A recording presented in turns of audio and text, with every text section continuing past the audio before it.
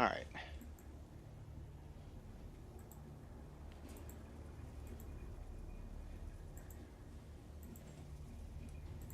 Additional contracts will become available. Welcome back to the channel, folks. This is your host, the IronWulf, and yes, it's my birthday! Thank you all for being here. Birthday Oh, God, don't do that. To you. I swear, if Lainey comes in and starts singing... Wolfie. Lainey comes in and starts singing, I'm going to shut her down. So you don't want me to put on my Marilyn Monroe dress and find a vent No. We don't need that. We don't need that at all. Oh, come on. All right. Just to let you guys know who are joining us for the stream. Yeah, this is going to be an interesting one. Even got... Oh, hey, good. Glad you got the notification. Yeah, this is going to be an interesting stream because apparently Spanish has called for a faction meeting of the Greater House of Chaos, which the IWC is a subsidiary of. Well, we're not subsidiary, but of them, but they're more of a subsidiary of us, I think. But we'll just we are a major partner. We are a major partner. Yes, there you go. We're a major partner. That's much better. Thank you, Sodar. Yes.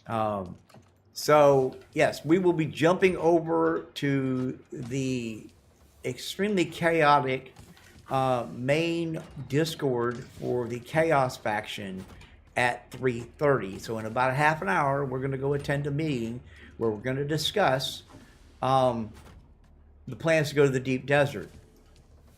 We've already been.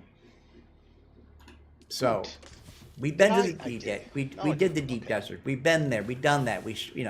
And we have a plan. I haven't.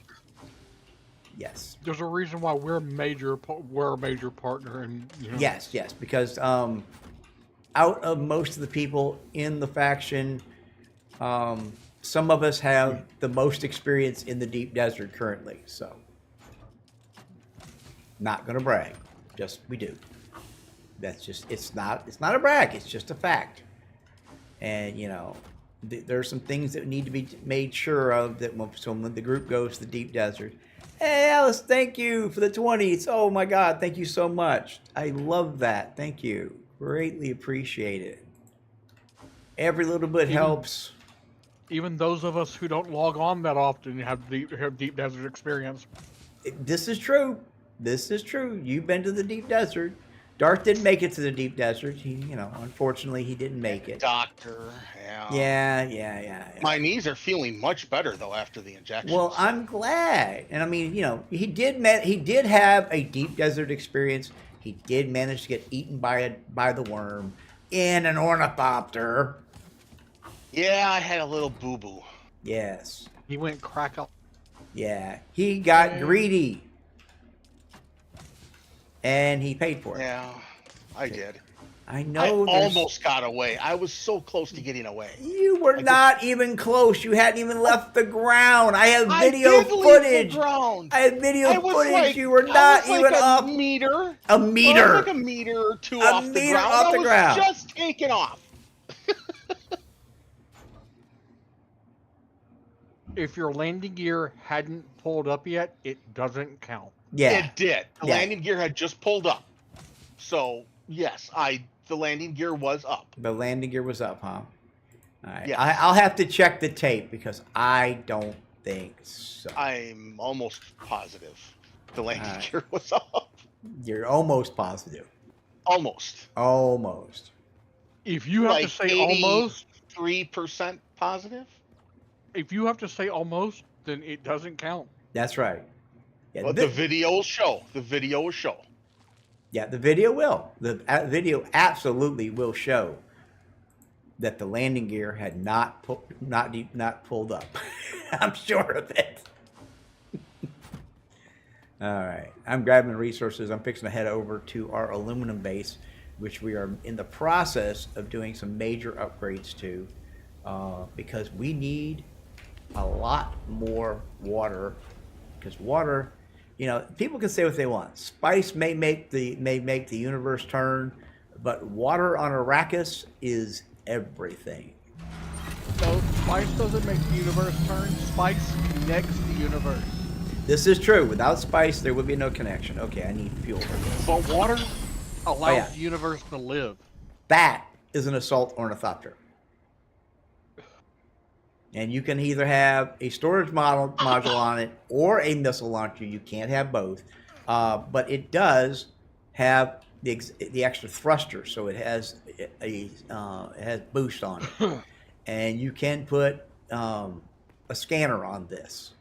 Though a scanner on this is kind of useless because this is more of a support vehicle. This guy is something because this guy, look, has 3 seats. So this is a rescue vehicle is what this is. This is a rescue vehicle. This is what we take when we go out to the deep desert. So whoever's flying this, their job, because this will be armed, we'll take this cargo off. Because right now the cargo capacity on this thing, and I love this, the cargo capacity is 1,000 instead of 500. It has double the cargo capacity. It is slower though, but it is heavily armed. And there's the weapons module. It's sitting in its inventory because it only takes up 15 units of space. So why leave it somewhere else? At least there I know exactly where it is. Hey, Stu, how you doing? Thank you. So let's see. Did we put fuel modules in here? Hey, somebody put fuel modules in the fuel box. How nice. Oh, wait. I need to put that iron in the boat then so I can actually grab a fuel module. Quick dump. Thank you.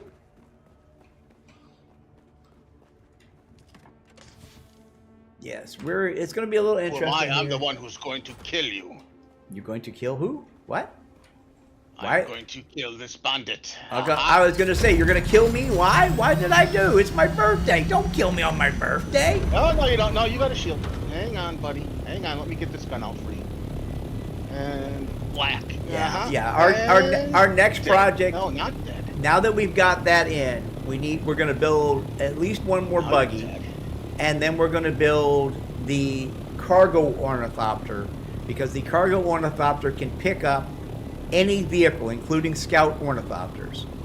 It'll even pick up an assault ornithopter, and because of that, we'll use that to deliver a buggy out into the deep desert so that we can properly mine titanium. But right now, we need to go out and hand mine titanium. So to do that, we have the Mark V cutter array, which will mine titanium and whatever the hell you want to call it. I'm going to call it Steve. We're going to mine titanium and Steve, and we're going to make the alloy that comes out of that, which is another name that's hard to pronounce. Hey, Damia, thank you very much. All right. We're gonna mine titanium and Steve and combine those. Right. So the titanium would be the woman.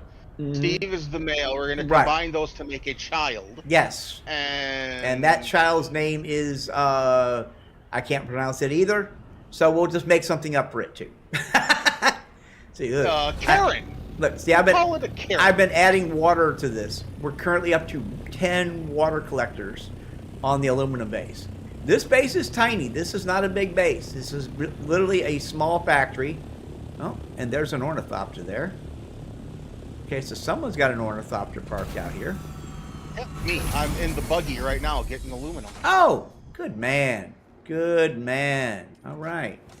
So let me transfer those, and that into that box so that I have access to them. And we'll go downstairs. Currently we have 2 medium processors sitting here, and they're processing away. We might need to add a 3rd to this chain.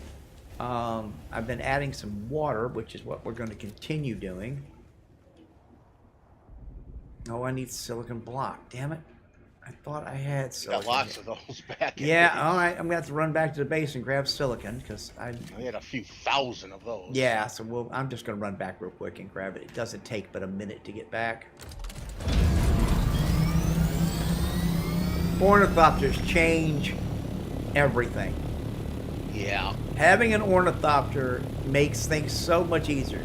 And our base being at the Hammer, I mean, you can find it from anywhere on the map. It's so easy. You It fly really up, is. you turn, you find the hammer. You got to be locked on exactly where you're going, but and you're good to go. Go to a slight dive, level out, bring that dot up. I don't know if you guys can see it, but it's just equal distance to the thing. Let's see if I put it there. There you can see it. Drop that down to about there, and literally you can fly virtually non-stop almost forever. Alrighty, let me keep an eye on the clock here. We had, it is 3:12 at 3:30 minutes. Yeah, we have just over 15 minutes. Let me pull up the Discord on the iPad.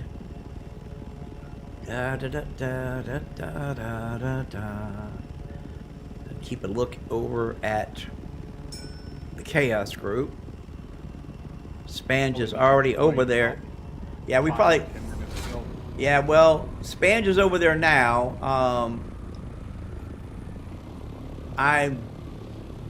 They don't know. Well, Spange knows that I'm going to stream this. Not everybody knows I'm going to stream this. So this might get a little chaotic, and I apologize for everything that these, people are going to say in advance. Huh? The Mookie boys? Yes. I mean, but you've heard most of these. You've heard D-Dude. You've heard a lot of these people before. So you know who the players are in a way. So it's not going to be. We're all a bunch of mooks.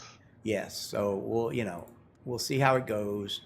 I'm a mook. Okay.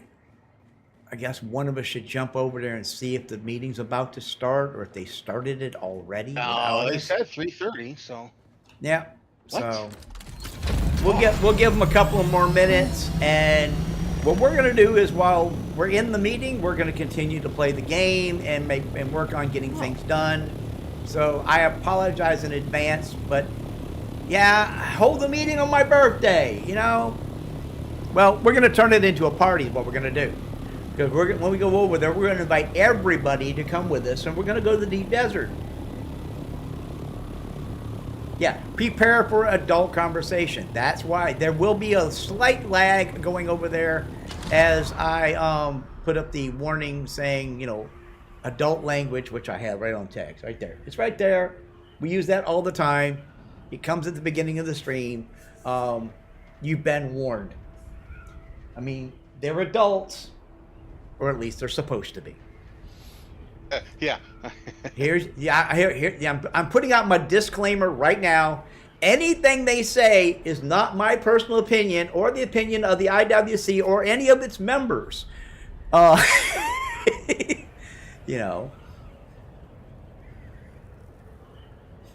I'm just putting that disclaimer out there right now. So.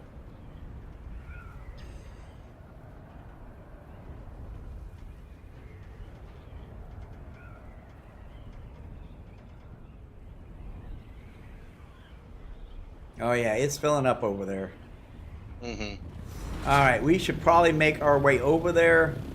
I would give it a few more minutes. Yeah, let's give it to. You said 3:30, so I'd yeah, say it's 3:15 now. Yeah, give it another 5-10 minutes. And then we'll butt over there, and yeah. Half these people do not realize that they're going to be live. So I apologize if they say something that upsets anyone. And again, the opinions of these people are not the opinions of me, the IWC, or any member of the IWC. So.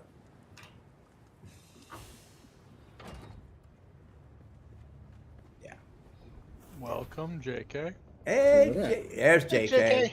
How you doing, JK? I'm good. All How right. are you doing today? I am doing wonderful. We have a clan faction meeting with the greater clan in about 10 to 15 minutes. Okay. We will be joining the faction clan meeting on air. Cool. So yeah, it should be interesting. I don't know how long it's going to take, but we're going to go hit that and we'll see. And yeah, it'll be what it'll be.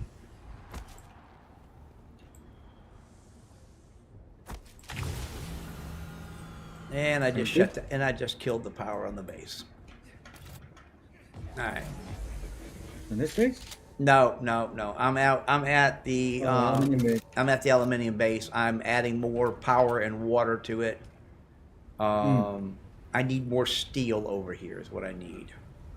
Well, we've got steel being made here. Yeah.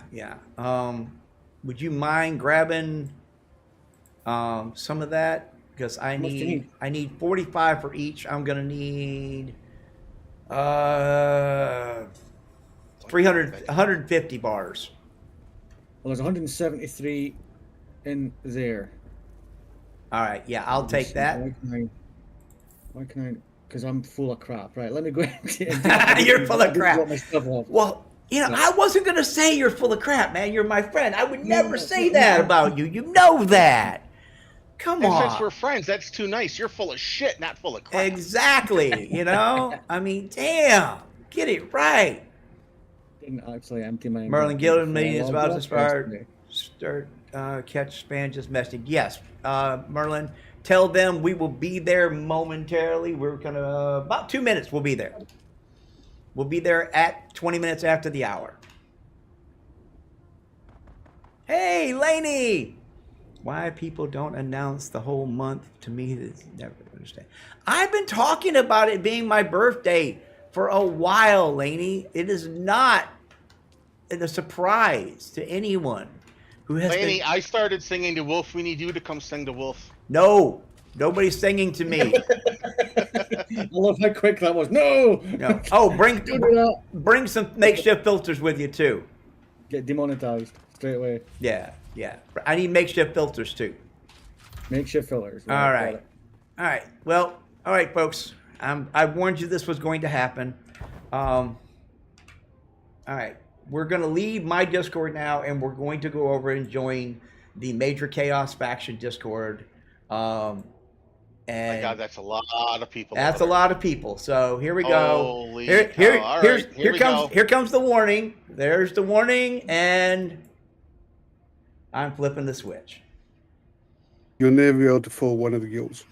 The second one is, even if one of the guilds is only 20 players, you now have got a full guild of 32 and another guild of 20. That's 52 people on a 60 concurrent siege. Yep. It's going to increase the population of that server if everyone's online. Mm-hmm. And if you got randos logging on as well, it's going to make it difficult for people to get on. So, people really need to fix on other sieges. Hi guys, I'm here and I'm live on YouTube. Thank you all for being here. Hey, IronWulf. Everybody jump onto IronWulf stream. Hello. Hey everybody. So I just want to let you all know. Everybody go and like IronWulf stream. Yes. Like it now. Yeah. I just want to let everyone know that we are live. So, what you're being said is also being recorded and transmitted to everyone. So, Nobody mentioned any siege names or server nobody names. Siege names, server names, and like I even gave a warning before I came in that the opinions of these people are not the opinions of me, the IWC, or any of its members. Thank you very much. And most importantly, above all else, no fucking swearing, all right, you cock goblins? God damn, man. Can't we keep this shit civil? Oh, fuck, I'm sorry, I did it again. Oh, shit. Fuck, god damn. Oh, yeah, there's hang on. And, okay, I'm back again. All right. Well, I run a I run an audio warning before we were coming in saying prepare for adult language, so. IronWulf doesn't give a crap. So. If you're not sure what IronWulf's stream is, it is IronWulf with a U, 007. 007. Oh, and on top of that, today is my birthday. I turned 61 years of age. Happy birthday, IronWulf. Yes. I woke up another day above the dirt. It's always good. That's one way of putting it. Yeah. All right. Didn't mean to interrupt, Johnny. So, Johnny, continue with what you had to say. No. I'd pretty much come to the conclusion of what I was saying there. Yeah. Because I mean, I know with the numbers in the faction are what, like 150 now, in the Discord, something like that. It's getting big, yeah. Yeah, it's getting very big. I put a link to IronWulf's stream in the voice chat channel. Thank you. Text channel. It's weird that the guilds are getting the Discord numbers are getting big, but the guilds aren't. I've asked Momo and I've asked Wrath. Like, are you guys full, or do you need to set up second guilds? And they both said, no, we're like 20 out of 30 or something. You know, and it's the same for Prime. I think we're 24 out of 30. So we've only had like 1 or 2 extra people show up in the IWC. We have room in the IWC if people are interested. Yeah. We are technically not recruiting, but we are taking applications. Yeah, we've got nine slots in Prime at the moment. Yeah. And I think everybody, apart from Laney and Blighted, right. So let's assume that you can eventually get on at some point. We have 7 slots free. Right. I'm also, the first thing I would say is anybody in Prime, if you have a friend that you want to join you, then let me know and we see if we can get them in. Yeah. And it is first come, don't first forget, serve. guys. There's one thing that everyone's going to be weekend players. Yeah, so right. most people are going to be on Friday, Saturday, Sunday this week, right? Versus what we've seen this week. So those numbers are going to grow with some people unable to play in the week. Right.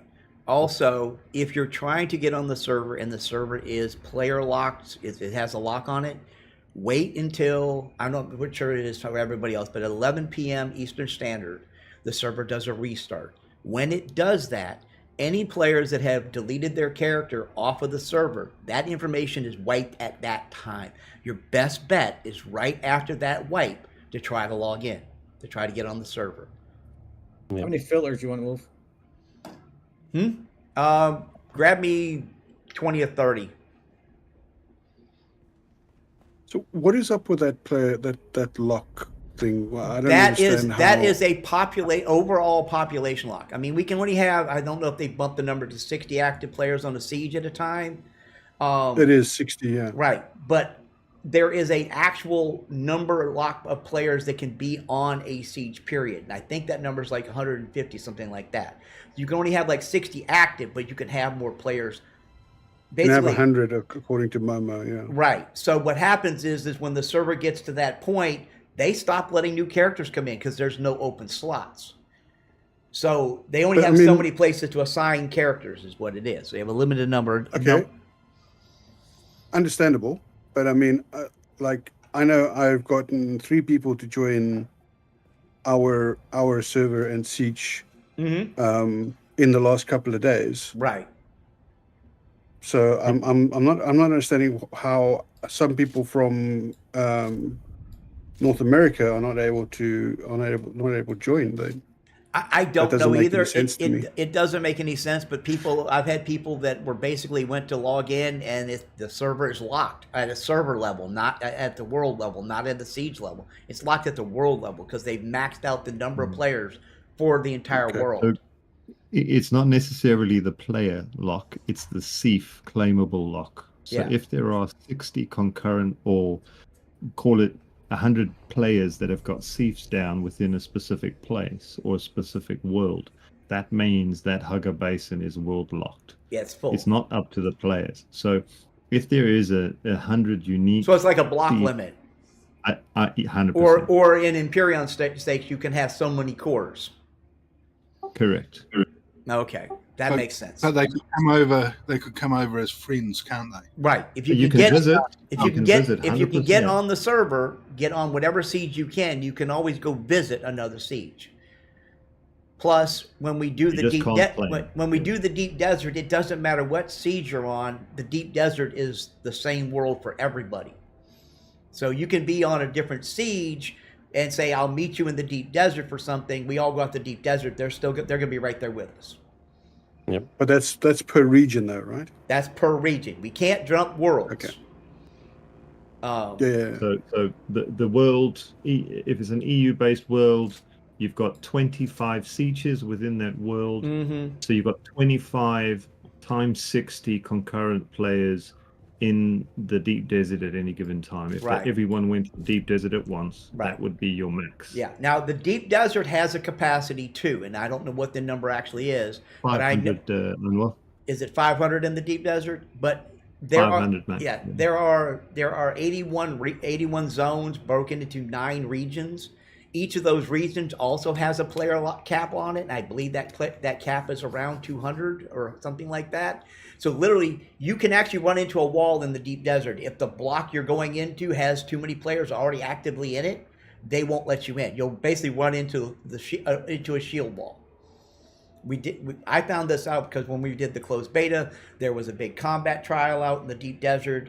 And we would leave the safe area, go into the deep desert, and couldn't get back into the safe area because there was too many players there already.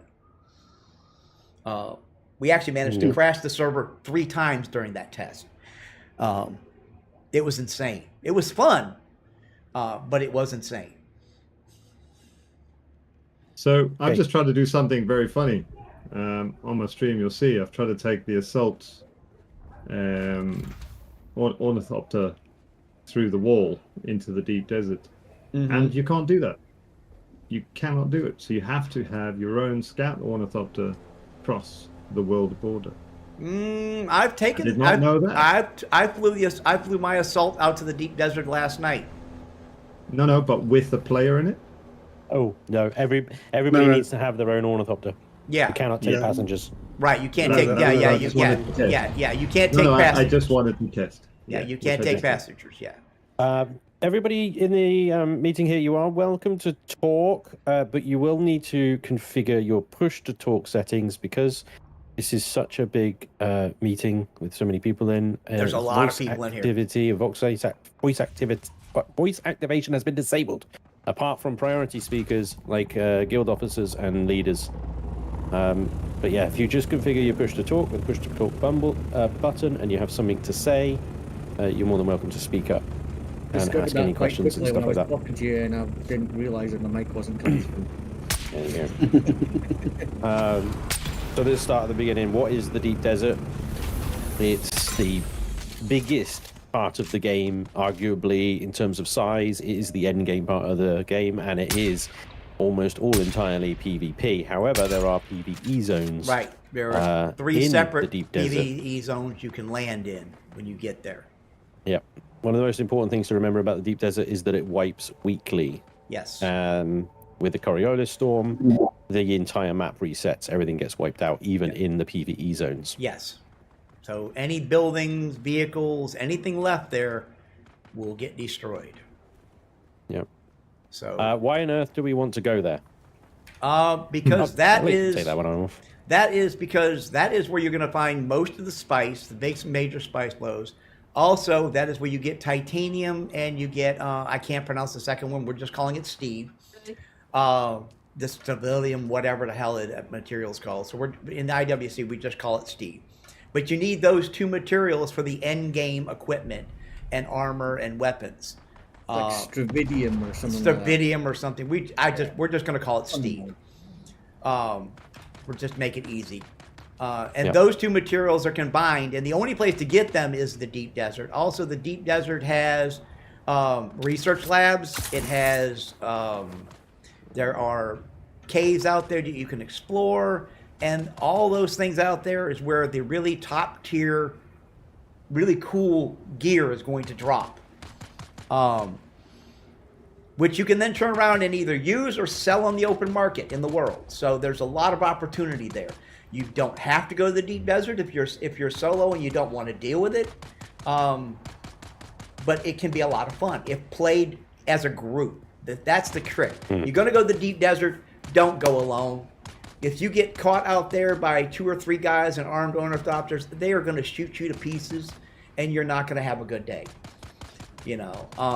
But in a group, it could be interesting. And I mean, that's one of the things that, the IWC is planning on doing. We're planning on going out there and mining spice in bulk because, it's, and if you want to play the lounge ride, then you need that. We'll come to the lounge ride in a minute. I've just gone to deep desert by myself, and I do because I don't go into the PvP section. So just to clear that, if you do want to go and explore, there's a limit. Yeah. Right? Yeah. So go to the PvE zone, which I'm going to show you on my map now, and if you can see, and I know if you may be able to see, this, I've scanned the PvE zone, which is this massive cliff, right?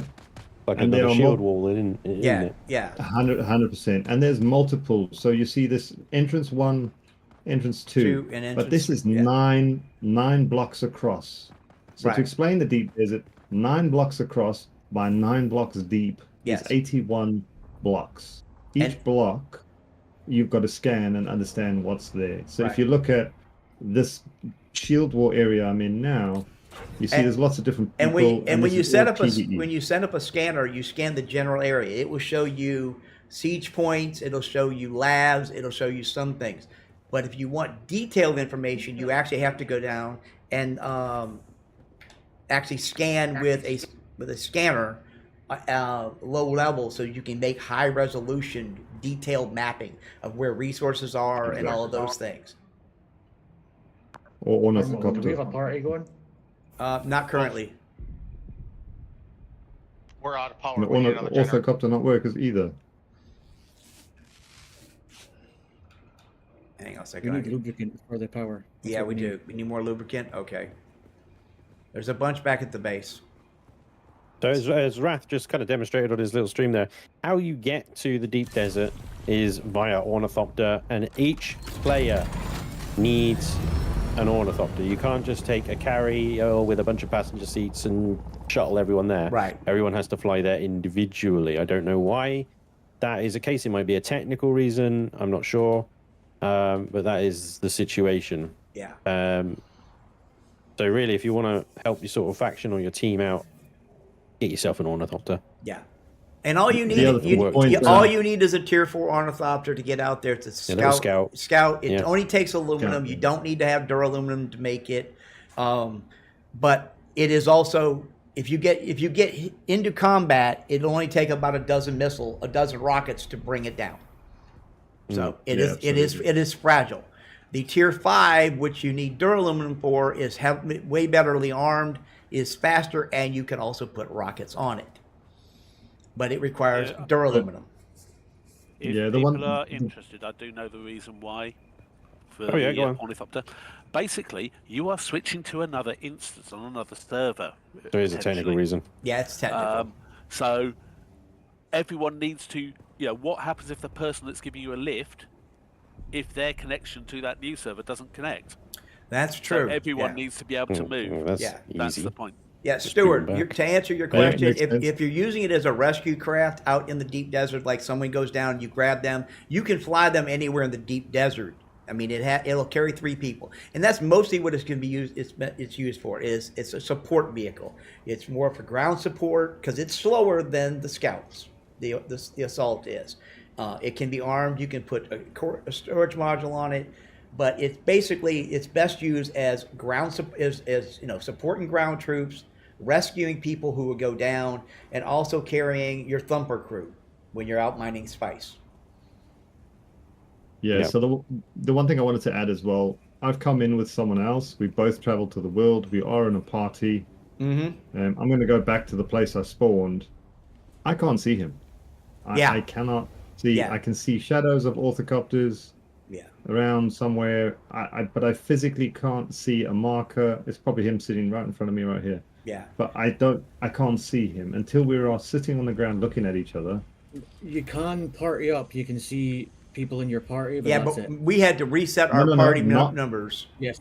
If you reset your party, it will work. It will work. Okay. Yeah. What you do? Yeah. Well, we did that last night. We crossed over. We got there. We couldn't see anybody's markers. We broke the party, reset the party, and then everybody's markers showed up. And then we could spot them anywhere in the deep. Data doesn't come up. Yeah. So you got to party up when you get over there. It's the best way to do it. Right. Okay. So that seems sensible. So you sort of brushed on harvesting spice. Yes. We mentioned before spice is basically the reason you go there. Right.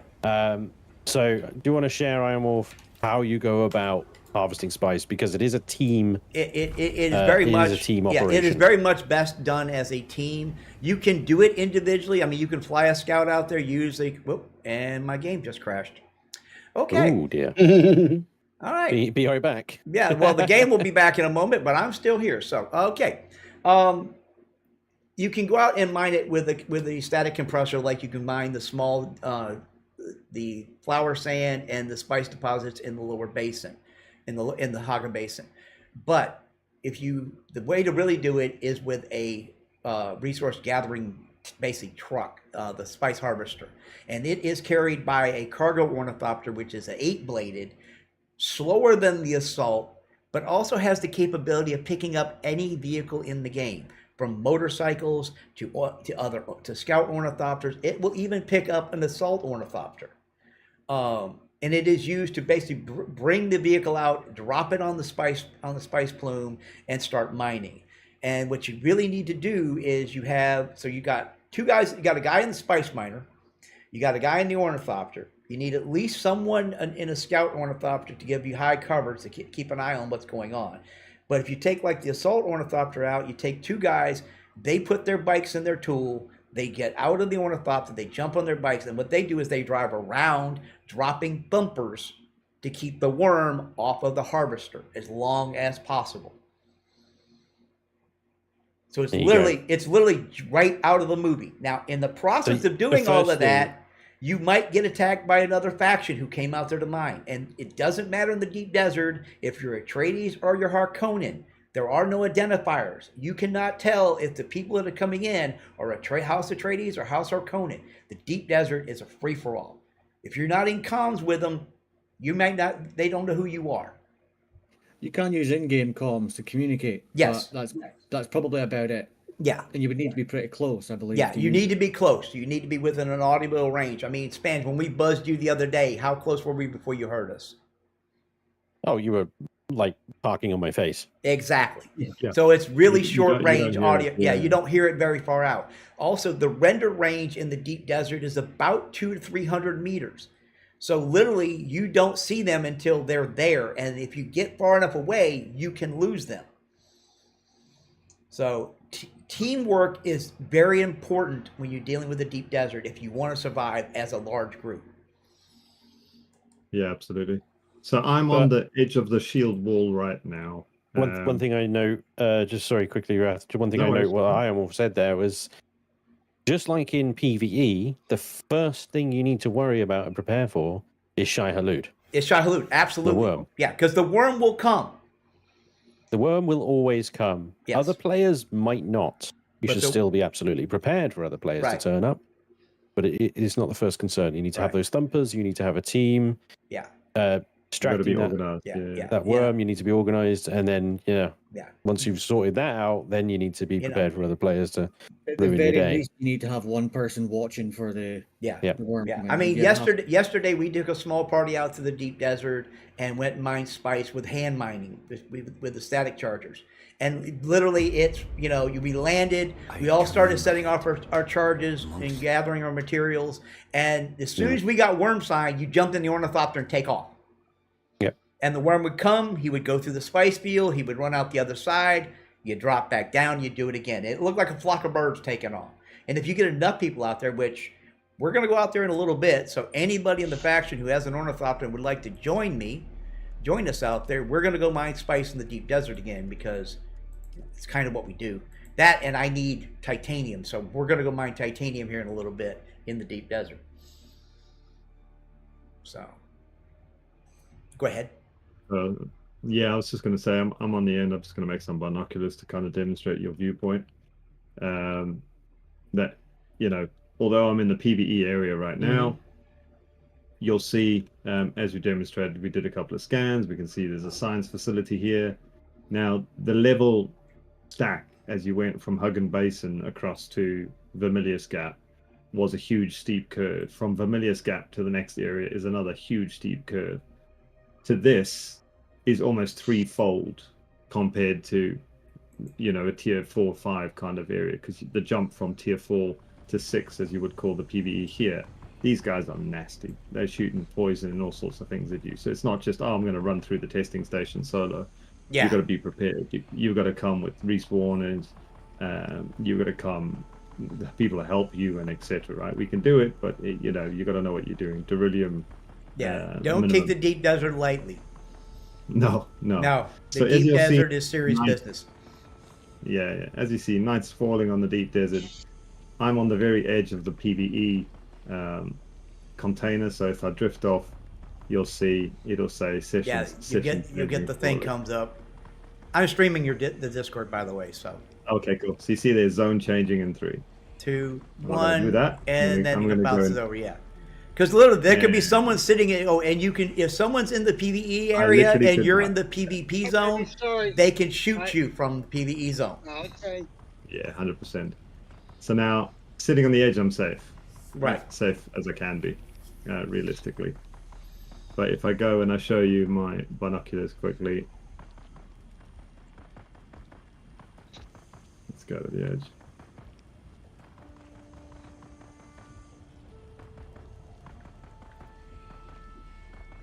This is the deep desert, right? Now, each one of these clusters all have resources in them. It could be aluminium, it could be copper. That one has copper, I can tell you, because I've been there. Some have iron, some have titanium. Yeah. They also have control points. Yeah. Which, when we get to the Lands Rod, we can explain more of that.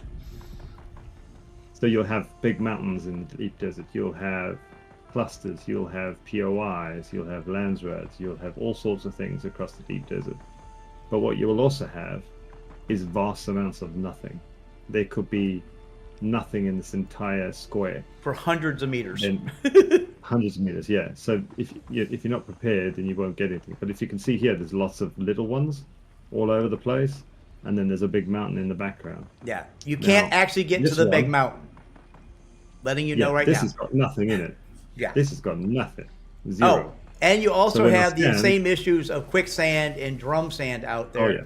And so I mean, there will be a line of quicksand that will like block the entire 2 grid area, a line of it across the thing.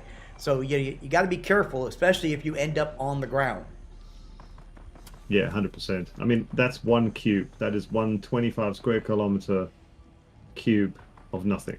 Right, and that is basically the same size as a third of Haga, well, 1/9 of Haga Basin. Because Haga Basin basically is a 9x9 block of that. Yeah, nothing there. Yeah. Nothing there. There's something over on the edge. Yeah, over here on the edge. There's maybe some stuff hidden in there, but that's a whole lot of desert out there with nothing in it. And that's just this section. So you've got the 3 entries. You'll see the shield wall there. What we'll do is we'll show you. We'll go into this one shortly when we get a chance, and show you what it is, because I've done it. I've done some scanning around and been in the area. There's quite a few bases around here. Lots going on. But the key is there are also down ships in that area in the PvE zone that are also PvP when you go into them. So you got to be careful there. Yeah. There's really good resources in there, especially the resources you need to make the harvester and the assault ornithopter, not the assault, but the big carrier. Yeah, so you'll see here's 2 on screen. Yeah. 2 Rex. Yeah, what's that? The military parts or something there? Yeah, mechanical parts and microfluorocarbons. Yeah. Yeah. So some of these parts you need. It's difficult, and then you're going to get flagged. But bear in mind, everyone now just about has a base in this area, because this is where you put your base or your staging carrier. area. 100%. Yeah. You've got your harvesters. You've got everything around here. Now you can always make a base. And people do make them out in the deep desert. But then they've got rocket launchers, base protections, all those type of things. They've got buggies with rocket launchers, you name it. Yeah, they've got handheld rocket launchers. And those guys are serious business. Those guys that do that, they're guys that go out there, they set up camp at the beginning of the week, and they live out there the entire week. And all they do... They're Rust players. And all they do is hunt players. That's what they do. You know, that's their gameplay. And don't forget, anything you build in the deep desert is 50% off. Yes. So 50% off resources, and you get all resources back when you tear it down. Also, there is a way to take down a base in the deep desert. When the storms come through, there is a window of vulnerability right after the storm goes through. The base shield will have come down. So if that's the only time you can actually attack someone's base in the deep desert. Otherwise, the shield is up and you can pound on it all day long. It's not going to hurt it. How long is it offline, though? That is a good question. I've heard anywhere from 15 seconds to a minute and a half, depending on the size and intensity of the storm. So a fast-moving storm is going to drop their shield for a short period of time. If it's a slow-moving storm, the longer the building's in the storm, the longer the shield will be down, from my understanding.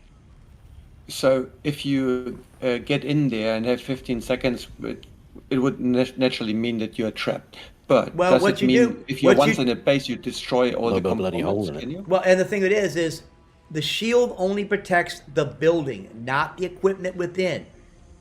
So you get inside the building, you can destroy the subfief. Once you destroy the subfief, the building is vulnerable, is open season. You drop a subfief in and you own it. And what you do is you don't go in through the door, you blow a hole through the wall. That way you have access way in and out. Okay, but it also means that you would honeycomb your subfief and your at least one of the power plants, the generators, so that you kind of have a shield, and once the shield comes up again, they can't do anything because the encapsulated subfief and generator, they can't be reached because there's no door, right? From my understanding, once the shield goes down, a single rocket will destroy a wall. Okay, it would be no protection. There's virtually no protection. Once the shield goes down, it's cake. You blow a hole in the wall and you're in, and you can take out the subfief with a hand weapon. So hit it with a couple. Have honeycombed bases. Yeah, the point is he sets up. You set up so that you don't just blow up the outside wall and look, there's a subfief. Yeah, you got to blow through half a dozen walls to get to it. Yeah, you drop in. Know where those walls are. Yeah, you just blow You blow the base to pieces. Is what you do. You just unload on it and blow as much of it up as you can. Any boxes you blow up, the resources are going to dump onto the deck. Yeah, and don't think of like Rust days. You had a box within a box within a box within a box. And your subfief was buried in the place where no one would think of. But see, the thing is, a lot of people that build in the deep desert don't build big because they're trying to hide. Tiny. So they don't have, most of the bases I've seen in the deep desert are 3x3s. So, they're tiny. They're a place for them to hide out during a storm, to lay low and wait for players to come around. They don't generally keep a lot of stuff out there. They might have a vehicle out there, or something like that for mining purposes. But honestly, if you're going to mine in the deep desert, even if you're going to mine with a buggy, use a heavy carrier, fly it out, drop it on the island, mine the island, pick it up, carry it to the next island, and have yourself at least one guy in an armed ornithopter above you to keep guard. Don't try to do it yourself. I mean, it's fun. It can be terrifying, but you will die. At some point, you're going to get taken out. Sector weather alert. So showing you as I come in here, you'll see I've walked into the science facility. There are bodies on the floor. There's poison around. Yeah. This is not an inviting environment. No. This is everything in the deep. Everything in the deep desert is on the. Everything in the deep desert is on the next level. Yeah. And all the enemies out here are equipped with some of the best weapons in the game, the best gear, and the enemies have all the abilities we have. I've been knee kicked by an enemy. That was not fun. Yeah, you just picked up those military cooling units. Those are very valuable. I need some of those right now. Oh yeah, this is the PvE, man. You don't have to be PvP. Yeah, that's what I'm saying. That's in the PvE zone. So the deep desert has options for everybody, not just PvP. I mean, you're going to see now that we're probably going to get our ass handed to us, but it'll be fun for science. The first area you enter is a PvE zone. Exactly. So you can build a base in that zone, and it's safe. Yeah, it's safe. It's safe from players. It's safe from players. It's going to get wiped at the end of the week. And if they stay to the same schedule they've been using, they wipe on Monday afternoons at 11 p.m. Eastern Standard when the server does a restart. There's even a countdown for it. So there's actually on the official Discord that I forwarded. There's a schedule for each region when the Koala Storm is and everything. I posted it here for this week, so you've got like a week's warning when it's going to be. Yeah. And once it gets into the thing, it's a cycle. The corona storm comes through, the desert gets wiped, and we got to go out and, scan the desert, find the resources, and yeah. Nice headshots, dude. Are these POI single loot? Sorry. No, it's shared loot in PvE. Right. PvP is single instant loot. Right. Yeah, all PvP loot is single. Within a PvP space, it's once. Yeah, it's once. Whoever gets to it first gets it. As per the guild rules, you need to decide before you go into a situation like that who and what you're doing with the loot. You could pick a loot master and then distribute it afterwards. You could do first come, first serve. Whoever gets to the box gets it. Or you could get all the way to the end of the POI and then duke it out together, and whoever wins gets the loot. It's up to you, but just make sure that you decide what you're going to do with the loot before you all go into the PvP thing, so that there's no arguments. Yeah, see, IWC, we have a standard operating policy. It's yours until you put it in a box in the base. Yep. If you pick it up, you have first claim on it until it goes in the base. Once it goes in the base, it's then faction property. This is why Laney cannot join the IWC. This is true. So in terms of like guild-wide tactics, because one thing that's great, I mean, we might have the EU guild and the Prime guild are on the same server. Yes, along with the IWC. And the IWC. Good. Which is technically IWC too. Which is part of the Prime guild. We're technically part of the Prime guild. Yeah. So in the Deep Desert, we can actually team up, even though we're in different guilds. Yes. Yeah. You can team up with someone who's in a different guild in play anytime, even if they're not in the same guild with you. If you meet someone that you want to team up with, you can team up with them. What I think we need to concentrate on as a guild, like, and this is NA, EU, Oceania, everyone, is getting the resources in for the sand crawlers. Yeah. Yeah, the spice miners. Yeah. So our operations initially in the Deep Desert are going to be small fry, getting the resources that are in the Deep Desert in order to build those tier 6, those real end game machines and things like that. Yeah. Once parts, we've got the materials. Once we've got a sand crawler or two and a carrier, then we can start planning a week ahead.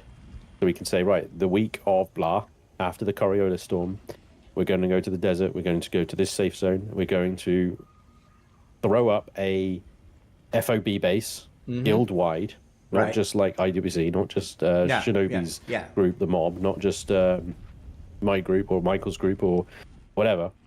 Whatever subgroup you belong to. Your own base, because guild rules and stuff, permissions and whatnot. But we'll have FOBs in the safe zones. And then we take those crawlers out. And we do exactly what IronWulf says. We go in large groups with backup ornithopters, yada, yada, yada. Safety in numbers. We do thumpers. Put thumpers out to distract the worm, grab as much spice as possible. And then what do we do with the spice, IronWulf? Well, the spice we bring back and we process it into spice melange, which is used to make endgame weaponry. It can be sold. It can also be used to bribe the Lan's Rod to our favor. For an idea of the value as well, there is an NPC where you can buy spice.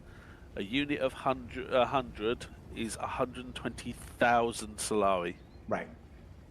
Now, in a small spice mill, 100 spice sand equals 1 spice melange. Also, it takes 750 milliliters of water to process that 1 spice melange. And that's How in many the liters? 750 milliliters. 750 units per 1 spice melange. Now, that's in a small mill. The next mill up makes it cheaper, and then there's the large mill. The large mill is extremely expensive to make. It also is massive. It takes a 3x3 base and is almost 5 blocks high. But it runs spice at a lot lower cost. That's one of the things is when you're building machinery, when you get to the next level, you go from the small ore processor to the medium, you don't need the smalls anymore. Get rid of them. They're costing you power, and they're also less efficient. The bigger equipment is going to give you more efficiency, which means you're going to get more return for your buck. No different to blood purifiers. Exactly. Same, yeah. You know, blood purifiers, everything, you know, plus we have a block limit on how many pieces of equipment you can have in a base. So if you keep all these little things, you're eventually going to run out of being able to expand. So you need to recycle and upgrade. Constantly evolve. So there you see the two of us undergeared, just starting to touch aluminum, have managed to clear out one of these science facilities in the deep desert. But bear in mind, this is our 5th time of doing this now, so we know where the mobs are. We've done this a few times. We've still both died a couple of times, but we're learning as we go. And that is the only reason we can do it, is because we're the only ones with orthocopters at the moment. Well, you're not the only ones. We've actually been out there too, but yeah. No. I meant like in our in your region, guild. In your guild, yeah. In our guild, yeah. Yeah. So as we get more scout ornithopters out and using materials to make more, and etc., then it's a steady progression of things. One thing leads to another, leads to another, leads to another, and it's a constant thing. It's like, you know, you got to hand mine before you vehicle mine. You know, you know, you go out with hand miners and, you know, lasers. You know, like the Mark V, which gives you a nice return on everything. And then, you know, once you get it running, then you build a buggy to go out and gather the stuff. And by that point, we should have a cargo ornithopter carrier, which then can carry the vehicle. So that's actually going to be like a 5-man team, because it'll be the ornithopter to carry the buggy, a 2-man buggy team, a driver and a miner, and then 2 ornithopters flying cover over them just to keep them safe. Yep. So here is an example of a deep desert base. Generator, lots of storage, and that's about it. Nothing much. Somewhere to land the orthocopters. Yeah. You might put a penta shield around that, so you protect it from storms. Especially, the carrier, like the assault ornithopter, cannot be picked up by a tool, and also the spice miner cannot be picked up either with the recovery tool. So you need to have parking spaces and garages for them where you can store them. Here's another example. Yeah. You really don't want to carry them back and forth from the deep desert back to the main base until the storm comes, until before the storm, and then you got to bring all that equipment back. You know, yeah. See, as long as you got a roof, you got cover. People park things underneath here. And all kinds of little cubbies, and you'll see them packed. I've seen bases where they're packed in like sardines. You go and look, and there's like they got 3 ornithopters, one right up next to the other, all packed in under this little roof. Because you're going to lose that base at the end of the week. It's going to go. Oh yeah. If it fits, you either got to decom it or you got to move it. Your best bet is pull all the equipment out. Stone is cheap, but pull the expensive equipment out. Yeah. 100%. I do have a question regarding these wrecks that you're flying next to. Are they PvP same as in Hugga Basin? Yes, those are PvP. Absolutely. Yeah, those Absolutely. are PvP. All right. Someone could be sitting on this very mountain while I walk into that as I tick over and shoot me in the head. Yep. There's a little base you just flew over. That guy could be camping that POI out, waiting to hear you fly. Right, yeah, that's what I'm talking about. He could be. He's probably been farming, sitting on his deck with a beer ready to shoot. Yeah, he's been probably farming that POI, but he could be sitting in there listening, waiting for you to come in. Now you're in a PvE zone, so he can't shoot you. But the minute you cross that line, he can shoot you. Dick. Oh, so this is the second one, which is much bigger and more of a faff. But we'll try to do our best. I haven't actually run those yet on this time, but we're going to be doing some of that later. I can tell because the minute you saw these. Oh yeah. Oh, well, I need those. You know, I need That's those. why I keep coming back. That's why I keep coming back. I need that for that high end stuff. So yeah, absolutely. Okay, so regarding this deep desert stuff, are we only going to operate like everybody together in the groups as we go with the spice mines or everything, or are we gonna start doing now mass resources runs between the groups, not just within one group? What we need to be honest, I think both. Yeah, we need to do both. So to start off with, I think we need to go out in our respective groups because we need to go out more frequently. Right. The larger organized like full guild runs on spice fields and stuff like that, we're going to have to plan a week ahead. And, you know, there'll be availabilities and problems and stuff like that. It's probably going to have to be on a Friday or a weekend or something. Yeah. To get as many people available as possible. But also remember, weekends are popular. So if we do this on a weekend, it might be harder to get into the siege that you're on. Yeah, but what about the resource runs? Because most of the people will be interested in the Plastanian right now.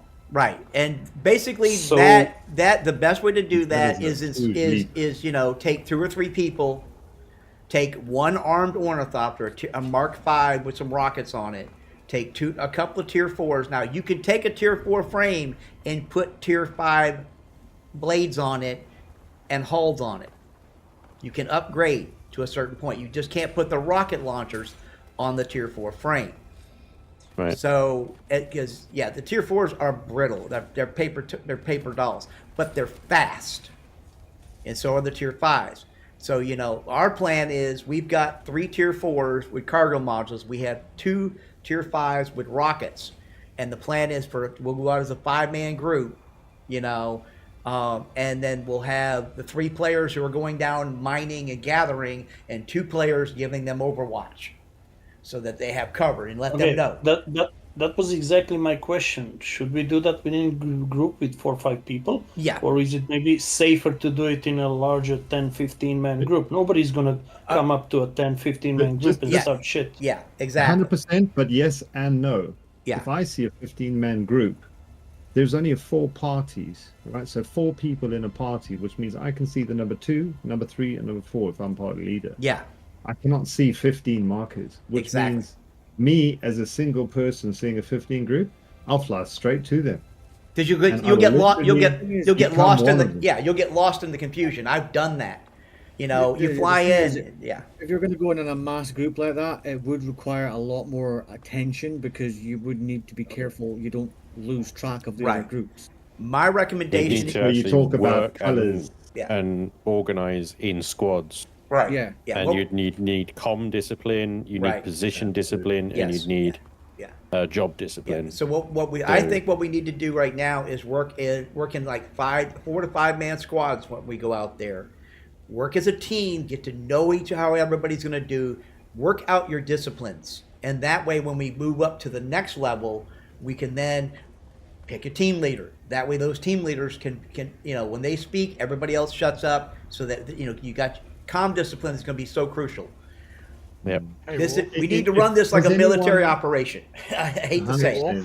So the best way to say, I was going to say the best example is go and have a look on YouTube at a couple of the EVE Online operations where people go jump together. There's a single FC that's got priority speaking. He runs the operation.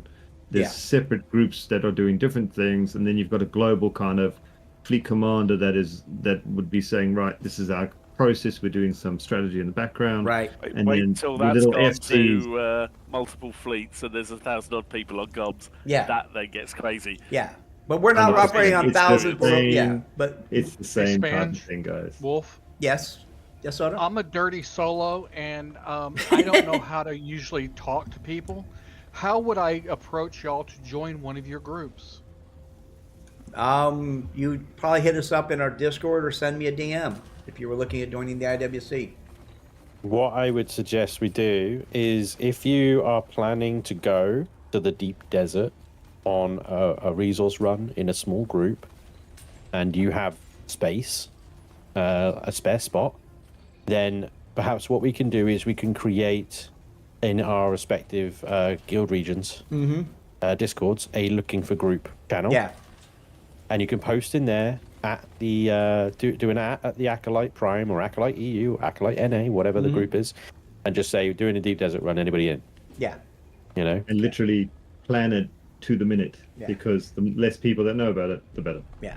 And if also, you're bored, jump in. If you're looking at wanting to join one of the groups, one of the NA groups, the Oceania group, or whatever, if you can get in, go to the Discord, get in the Chaos organized Discord that we have, and just say, I want to join a group. We can set up a, looking for a group to belong to, set up, so that people are looking, there's some place for them to go. And the first step is be in the guild. Yeah. First step and is then once you're in the guild, comms within the guild is pretty straightforward. Yeah. I mean, you don't have to wait. You don't have to wait for anyone to post. We're going to the deep desert either. You could say, "Hey, I'm available. Yeah. Does anybody want to do a run? And can run with me?" And you'll probably find we'll be like, "Yeah, all right, let's go." Yeah, there's usually someone looking for Remember, guys, the deep desert is all about confidence. When you first join, it's like, okay, I'm very nervous. I'm going to dip my toe in the deep desert. Oh, damn, I got shot down by a rocket launcher. That was random. All right, I'm not going to do that again. I'm going to be more sly the when I slip into the deep desert, right? And you're going to learn as you go. You're going to lose things. Yeah. You're going to lose gear. Just don't get eaten by a worm or else you lose everything. Oh. Right?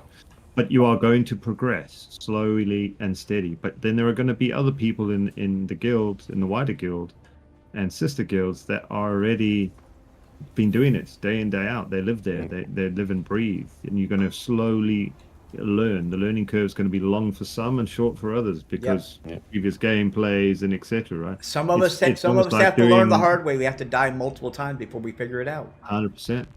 100%. That's my way of doing it. I'll die until I figure it out.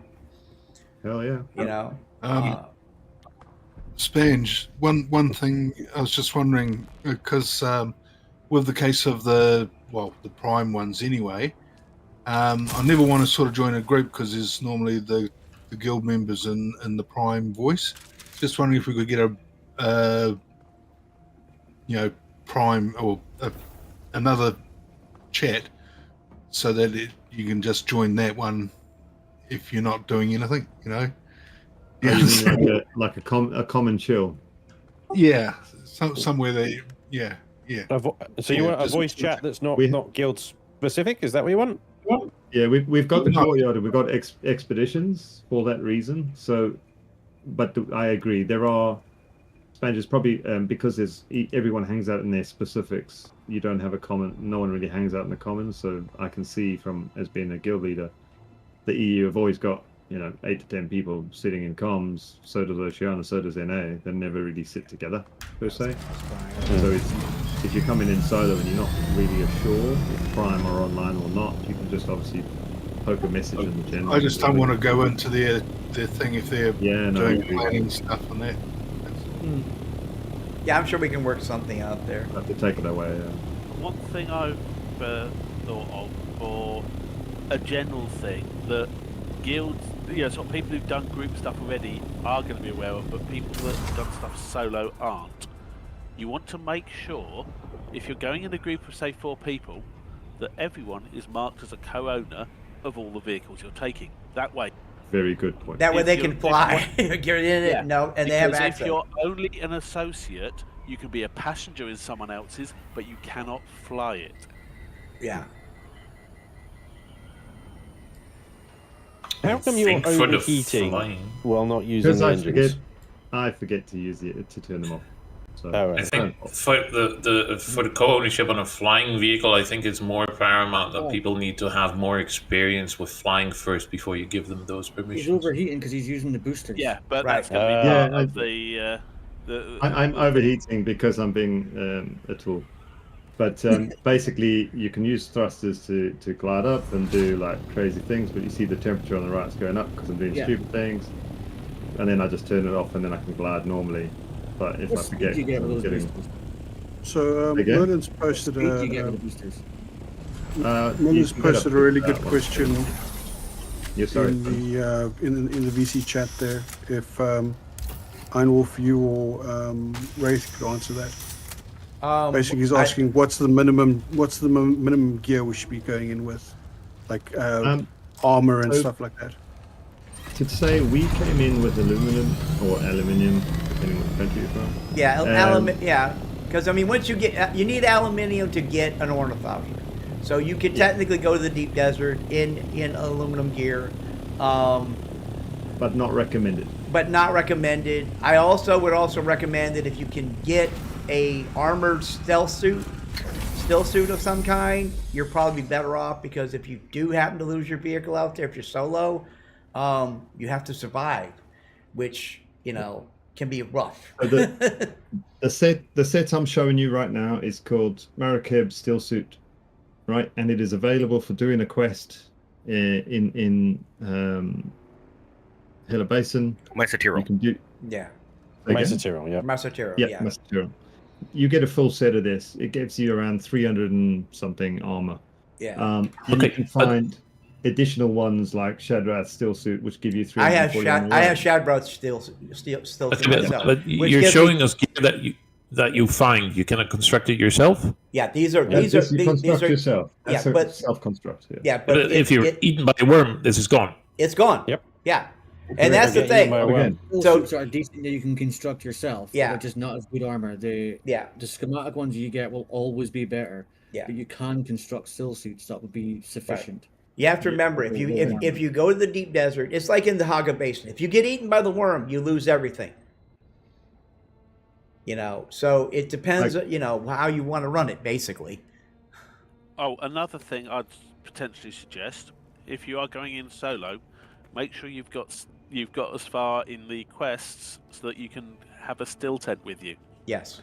Because that can survive a storm. Another recommendation, if you're going to go into the deep desert by yourself, inside the shield wall in the safe zone, put down a respawn beacon.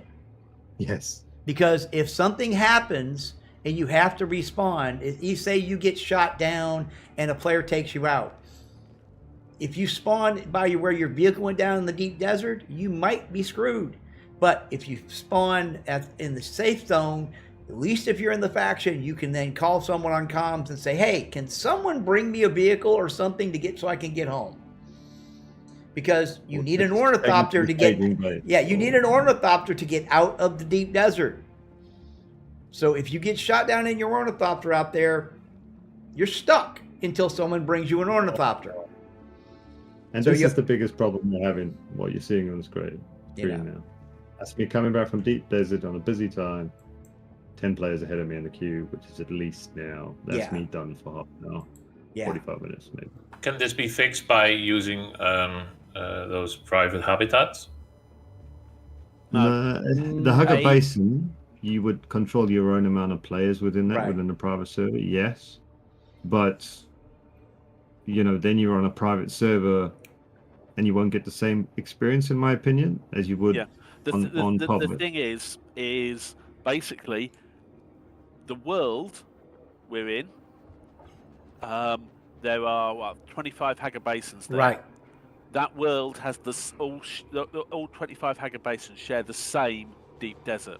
Right. If you're on a private server, you're in a separate world. You're in a different deep desert, so you're not with everyone else in the guild as well. Right. And also, they are already having problems on private servers with Zergs that come in. Oh, are they already? Yeah, they're already having a problem with Zergs, and they are coming in and they're basically renting 2 or 3 sieges so that they can put 90 to 100 players in the deep desert at a time. It's already a problem. So that I would not recommend going, us going to private server, because at least on a public server, the people that are here are mostly here to have fun. So, but you could run into these people anywhere. So it's kind of potluck. Hopefully we don't have those kind of people to deal with, but we'll see how it goes. Hell, in the closed beta, there was a guy that was on the server that I was on, me and Michael were on, that basically hunted people in the deep desert, and he was good. He shot me down twice. 1-on-1, I couldn't take him, which was bad because when we did the big battle demo, I fought a 3-on-1 battle, and I was the one guy, and I took 2 of those guys down before the third one got me. So, yeah, this guy had some hot gear. I mean, his Ornithopter was fast. I kept thinking, I swore up and down he had to be a dev. I thought twice that he was a dev. And then he would go and brag. He would go and brag in chat that his thing was to shoot you down, shoot you out of the Ornithopter, and when you got out of the Ornithopter, he would land on you and crush you. I love that. I also think the devs are running around as worms, I'm telling you, because I've had some freaky worms where they've just popped up and sat there staring at me for like 5 minutes. Well, looking around, staring at me. Yeah. The AI on the worm actually is programmed. If you escape the worm, it is programmed to look up and stare at you. Yeah, that's actually a programmed habit, and it depends on how close you are and how. If you evade the worm, they have like pre-programmed sets that they can go through. But like you say, I swear to God, I was doing a spice harvest one time, and I had a worm come out of nowhere, no notification whatsoever. Damn near got me. He got the guy in the Ornithopter next to me. We were lifting off the sand, but we heard the tremor. Everybody jumps in the Ornithopters. There's about 6 of us minding this one big spice plume, and we all take off. And this thing came out of the sand and just took this guy's Ornithopter out of midair. I think he was targeted. Sounds like me, dude. Well, yeah. This guy was being kind of a nudge because we would land, we'd be harvesting, and also he'd just take a pot shot at someone. It was kind of like. What's your question, Neo? Yeah.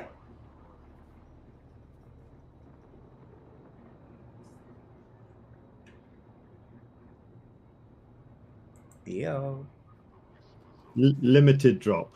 So you will lose things like Solaris, blueprints, rare resources, things like that. Yeah, you lose any spice you have on you, any coin you have on you. You can lose some of the other resources that any materials you mined out there, you'll drop, and your equipment will take damage.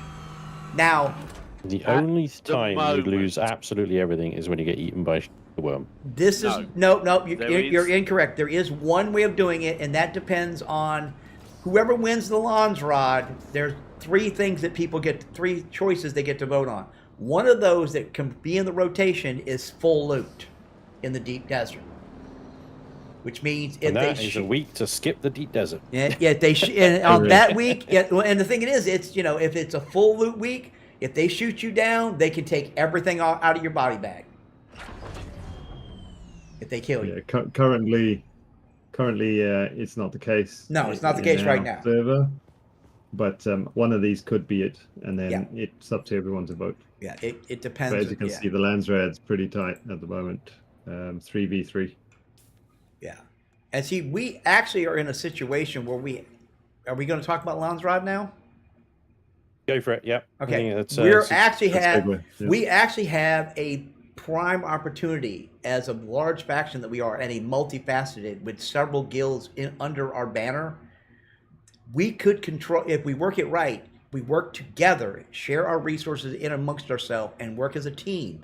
We can put, the Chaos Order up here. We can put the IWC. We can put any number of our houses in that thing, in there. And if we control enough votes, we can then determine the outcome of this vote. Like currently, what's up for vote is access to land, vehicle vendor, access to tool vendor, and a repair cost and refining times are reduced by 75%. See, that would be sweet. Especially now.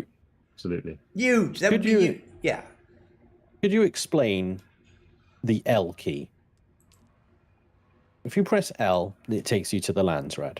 Yes. Now, you've got a load of minor houses here, some of which have been claimed by Atreides, some of which have been claimed by Harkonnen. Right. How are they claiming? What are these tasks? I can tell you. So in order to win the Landsrad, you need to have 5 in a row, whether that is 5 on the bottom or 5 vertically. Currently, if Atreides gets Saw, Haggle, and Spinet, we win the Landsrad. If Harkonnen win across this way or vertically, they will win the Landsrat. The first one to win 5 of these. It's like tic-tac-toe. Yeah. Now the thing of it is, if it comes to if it becomes, it's basically a bingo card. If it gets, if there's a stalemate and nobody wins outright because of a 5 in a row, then it goes down to how many blocks we all control. Sure. Then it's 3 versus 3. If Atreides has more votes, has more of the blocks, then they win. If Harkonnen, they win, and then the 5 top houses of that group get to make the vote. The leaders of the vote of those 5 houses get to have a say in which of these terms the Landsrat. Yeah. And I got right. How's it deciding those names, those 5 names, and how do you claim? So that's where I'm going to go into now, right? Yeah, so they each if have you look different into things. each one, this one, for example, that we've claimed, I'll use this one, is to win this Landsrat is not necessarily in the deep desert, right? So there's lots of things you can do outside of the deep desert. Sorry, it was this one. No, I'll go see. One of them was about, I think it was this one. Yeah, there's many ways. There's many ways of claiming them. Yeah. This one up here was kill deserters, but where were you going to kill deserters? You're going to kill them in Hugger Basin. Right. But so someone had to discover the Landsrat, claim it as Atreides, then everyone in the Atreides alignment in Hugger Basin within this world killed deserters. Once we had killed enough deserters, you got 23 points per deserter killed, which meant up to a point of 70,000. That then gave it to Atreides. But everyone within Hugger Basin, even within not knowing, was already contributing by killing the deserters. Yeah. Some of the people knew this and were going for it. So that's how you can win it. That's one way of one of many ways, because there are the deep desert. There are control points in the deep desert that can also be taken and held. There are vehicle contracts where a house will require so much either resources, whether it may be equipment, iron, steel, spice. Steel suit tubing right there. Yeah, steel suit tubing, right? And they're going for that one right now. Yeah, and as those materials are provided, the house gets rewards for even just contributing. You do get rewards for that. And an example in this one is Harkonnen are going after steel suit tubing to be delivered. If they hold the Landsrat, they also accumulate 10 points per minute and holding it. So they've got obviously a team there holding it. Each house contribution, 700 contribution points, you'll get 10,000 Solari. And as it goes up, you will go up 14,000 contribution. You'll get a house to say the heavy armor swatch or hummingbird wing modules or advanced machinery. So the rewards are completely random, but the whole point is the why they win, which is the Landsrat win, which gives you those 3 options of one of these. So it's a really good example of how a PvE player can contribute to the Landsrat. Exactly. 100%. Yeah. Or a solo because player. if you look even at a solo player, if you're playing with and you're part of a guild and you're a solo player, you can contribute to these things. Everyone can do their part, basically. I'm doing my part. Yeah. Would you like to know more? I'm doing my part. Would you like to know more? Wrath, if you look at back at the Landsrat screen there, and go SOR, the SAW one. I think this is the one that's just above.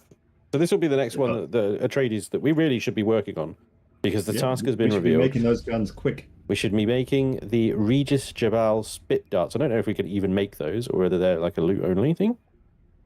But I believe they're made in the advanced weapons, the advanced weapons. Right, per gun, you're contributing 1,359 points. That's the plasma stuff, so we can't do that, unfortunately. Right. Yeah, we currently don't have. Yeah. And there a lot deep desert resources, right? And manufacturing capabilities. This one's going to be won this week by Hold, which is going to be tough. Yeah. Unless you have organized groups like. And you explain what you mean by Hold? So someone that's gone out into the deep desert, they've found the Landsred, they've set up a base with some people on it, and they are now living nearby that. Right. So anytime anybody comes out there, they will then attack them to keep that point. And as long as they can hold the point, they get more points until they finally lock it down. Okay, so it's like a control point that we hold. Yeah, we get points King of the hill. Yeah.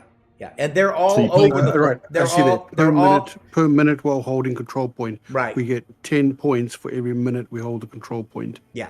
Correct. And realistically, this is where PvP changes somewhat, because if I am an unruly pirate, for an example, and I'm on Atreides, and I say, I'm going to come and help, and I just go and start killing people because I'm bored of my own faction, I can do that, and I can disrupt it, because I could have friends in a Harkonnen guild. So be wary of everyone. Don't just think because they got Atreides kit on or they've got the right color swatch on that they're going to be your friend. Because even if they're Harkonnen, they can customize their gear Atreides. 100%. So don't assume that anybody is who they are unless you have them in comms and you know who you're talking to. Just be careful. Always be on your guard. Communication on these games is going to be paramount. Yes. A question was asked of who is Hold? Who is what? Hold is holding control point. Hold is controlling that control point. So holding it, by holding the control point, right? Yeah. For as long as possible, we get 10 points per every minute. So basically, you need to hold the control point for 7,000 minutes to get 70,000 points. Yeah. So the other thing too is, do you have to actually find the representative of that house and go and see them? Yeah, you do. There are some of them that you have to go and you got to find them, and they're scattered out all over the lower basin, all over Haga Basin. So I know that. So when you find these people, it marks where they are, so you can go find them and go talk to them and see what they need and make these deals. A couple of them at the trading posts. Yeah, a couple of them at trading posts. This one is a tough one because you need to go and kill the Atreides house troops, but you can do so because there's POIs in the north of Hagan Basin, which are held by Atreides. So realistically, you can do kill your own teammates to win this one. You can go kill Atreides NPCs, and they're NPCs. So yeah. And I have a quick question. Okay. Going back to the Landsrod screen, if you could. He's on it. Well, why am I not seeing it? What happened here?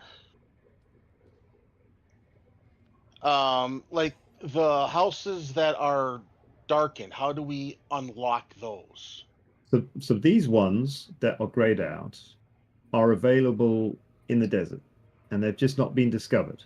Right. Because this 81 block, 9x9, with each block being 25 square kilometer, is so big that they have to physically go out. One player or a team or whatever has to set up a probe, shoot the probe up, scan the area. There's a Landsrad there. Go get to the Landsrad. Set up a base. Set up defense. Get ready. Claim it. The minute you claim it, everyone can see it. I believe you can scan it from the map and you can see there's a claim there. So it's kind of a pinpoint.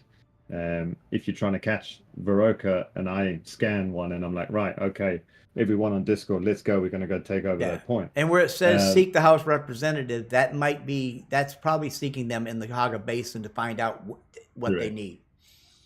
Correct. And they may say you've got to make sure you see them all.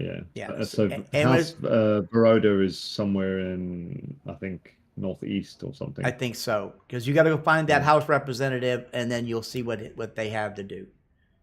And okay, if you're found the Hagel, guy. And now another thing is anyone in your faction will then be able to see what you found, because this is faction wide.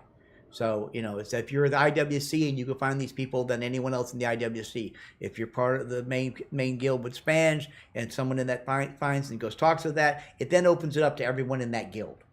So everyone in that guild can then see what needs to be done.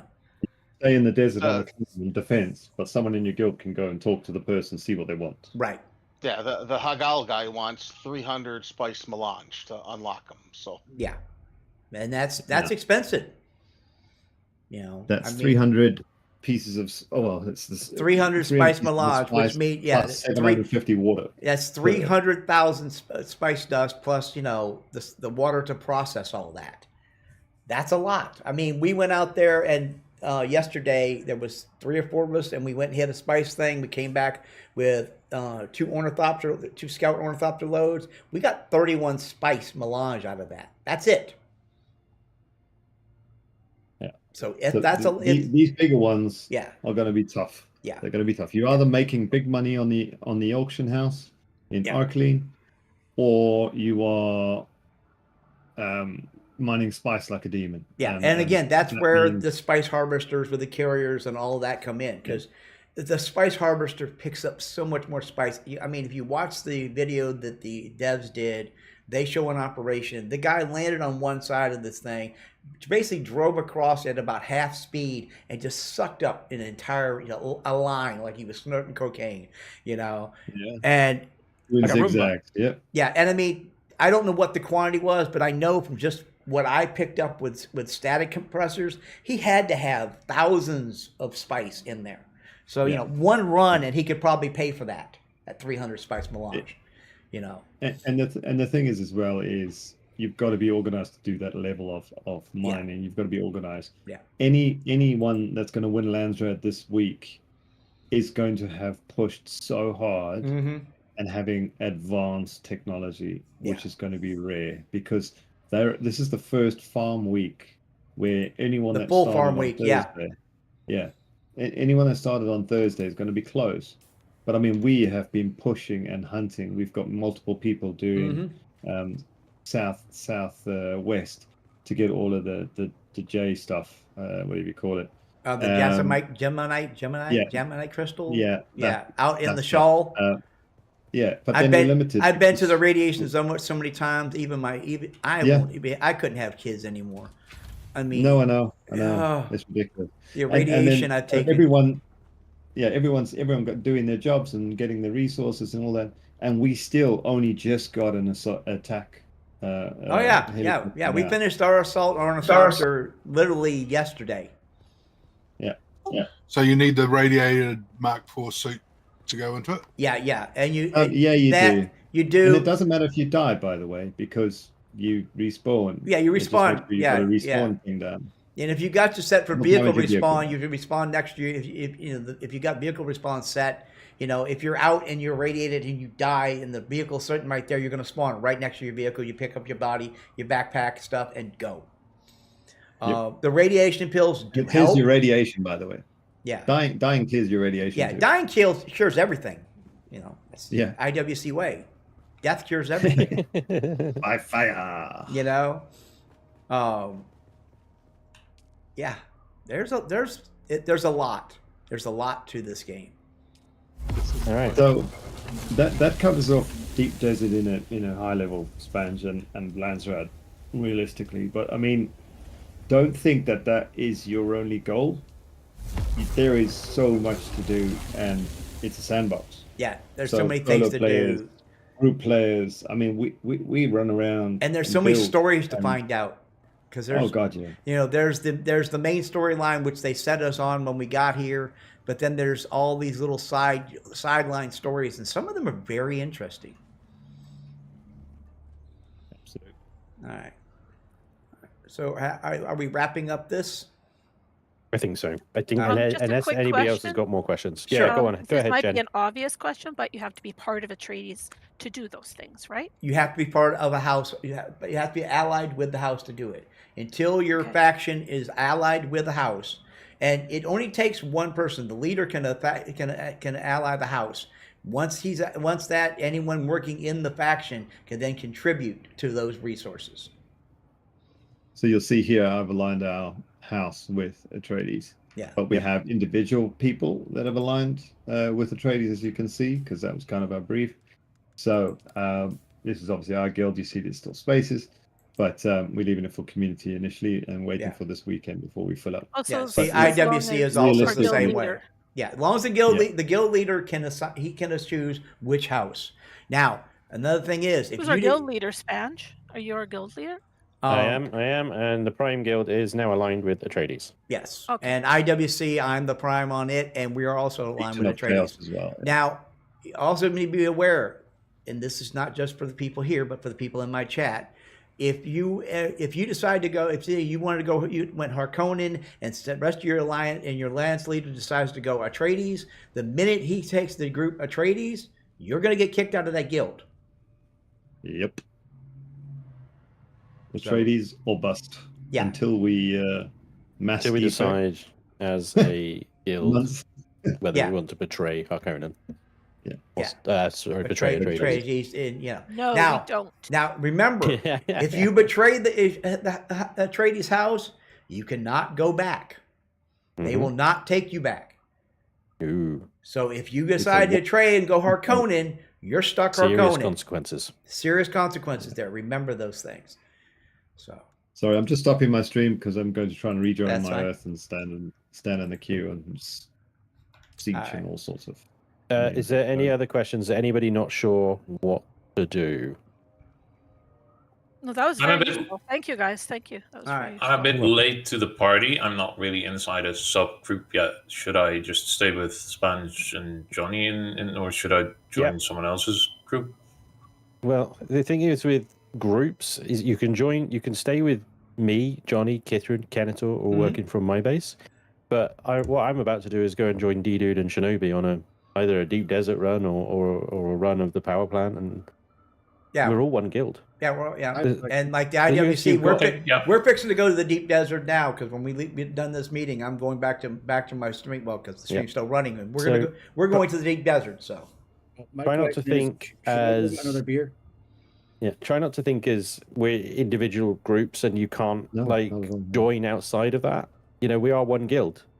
Right, you can come hang out. Any of you can come team up with the IWC if you want to. I mean, you can. Yes, you operate from my base, Morth, for example, but that doesn't mean you can't join IWC. It doesn't mean you can't join. Michael's group or Shinobi's group. You can party up with any group. Personal progression, If you want to skip stuff, that's fine. You can go jump in with the people that are really far ahead. If you want to stick with people with your own level, it's all really personal choice, but we're all playing together. Exactly. 100%. And as a guild, what we've done as well is we've kind of set up different bases. This base that you're seeing here is more the mid to late game, and as we're trying to make it look a bit more Atreides and play around, I've been spent half a day building because it was fun. I enjoyed it. Versus, I could go run around and go and do a whole lot of POIs or different things, or climb a mountain, see what's up in the lion's head, or whatever the case is. It's a sandbox. Do what you want, when you want, how you want. But if there's a group activity, houses and 300 space melange. Yeah, to unlock a different one from the one I've seen. To unlock them, they all require 300 space melange. Yeah, hence why we need to. That's a lot. That's a lot, and that's why the IWC we're going to concentrate on deep desert space mining. So. All right, guys. Thank you so much. We're going to jump back over to my Discord now, and we'll catch you guys down the road. Happy birthday, IronWulf. Happy birthday, IronWulf. Thank you very much. Thank you. Thank you for sharing all your knowledge. Catch you guys later. All right, and my guys will be joining us back here in a moment. Thank you all for being so patient. Yes, it is my birthday. Yay! I woke up above the dirt. It's always a good day. All right, so let's see. I don't know where they are. Okay, here they come. There's Darth. All right, this is not... Somebody said IronWulf, wait, and you were already gone. So. Oh, what did they want? I don't know. I said that you already went down to your channel. You can go join him down there, and I don't know if he has access or what, but... Okay. Do we know who it was? No. Oh. I had to fucking enable and disable fucking push to talk. It was a pain in the ass. Oh, yeah. You said you wanted thermal electric generators, right? Yeah, there we go. IronWulf, you said you wanted the thermoelectric generators, right? Yeah, those thermal. Yeah. How many do you need? Oh, that is a good question. Let me see here. Because this trader hub has 15 of them to sell. They're $5,000 each. But how much? How are you on your resources? If you only need a couple of them, you know what I mean? It's Yeah. Let me see here, because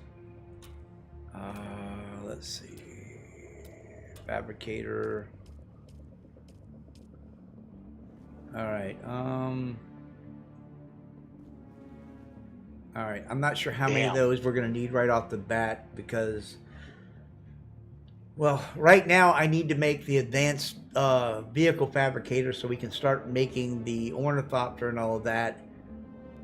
We have the silicon. We have. Hey, Johnny! Thank you for the 700 ZAR, man. Appreciate that. I just did another partial aluminum run where I was also getting fuel packs so we can make some vehicle things. We are now, let's see, that's 315, 640. Well, I took some aluminium from aluminium base to main base. Right. Okay. I'm looking at the almost 800. Almost 800 aluminum processing right now. Nice. Okay. I just put down the hologram for the large vehicle that we need to make. We have the silicon, we have the complex materials, machinery. We have 45 of 52 spice we need. Melange. We have the cobalt. We have the industrial pumps. We need 140 plast aluminum, which is the titanium stuff. So we need to go to the deep desert. Yeah. So that's what we're gonna do. Yes. So we need to gear up and get ready to go to the deep desert. I'm still in my still suit, so I'm pretty much good to go. I just need to drop off some stuff that I don't need to be carrying with me.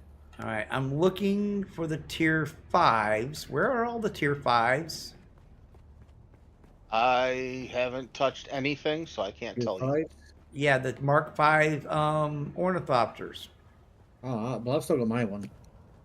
Okay, because we're going to need to arm ornithopters.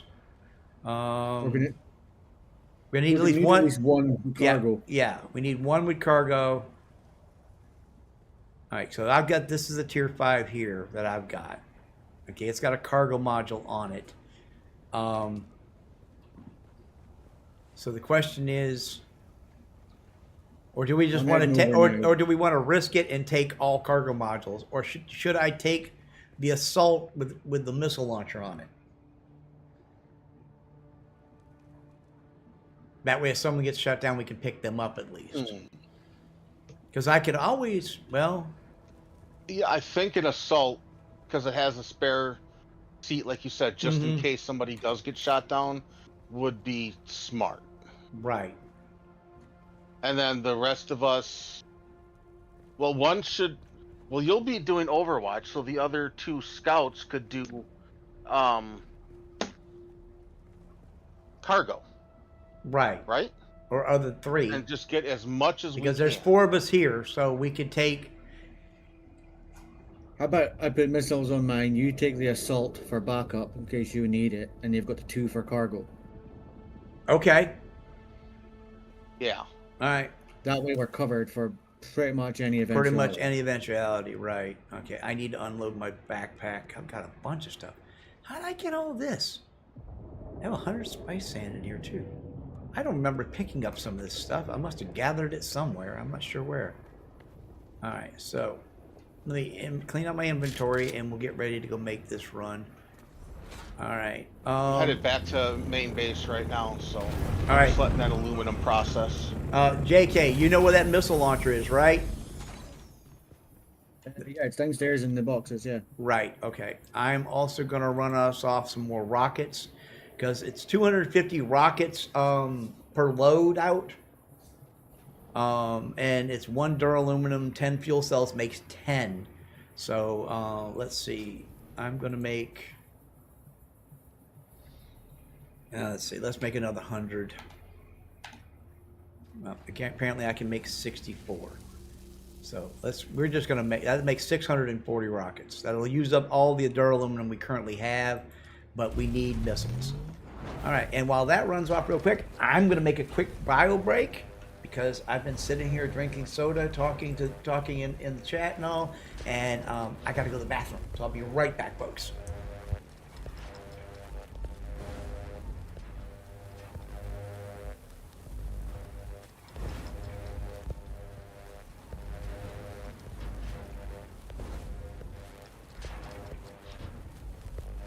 Surprising, actually. The rockets are not as heavy as I thought they would be.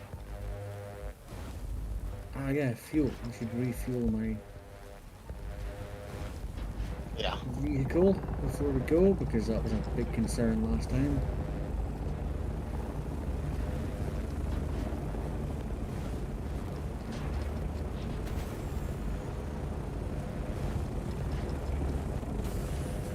Let's see. Rocket launcher.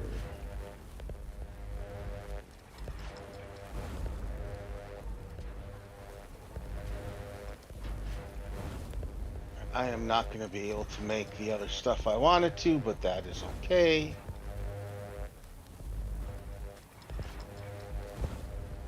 Yeah.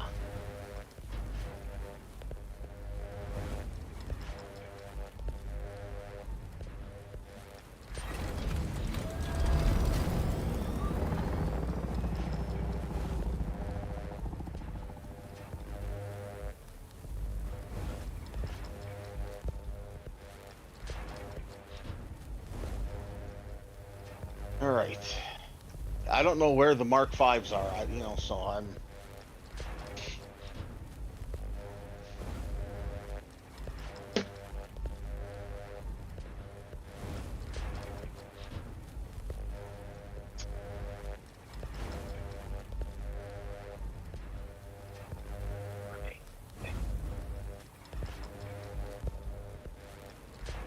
I shall also be right back.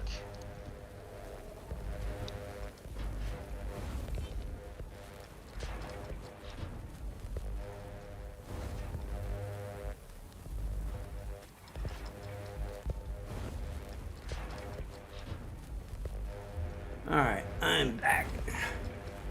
Just run a lot of missiles off. Okay.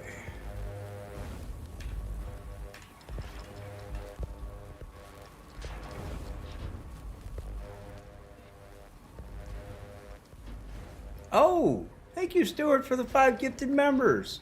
Hey, the chair wins again. All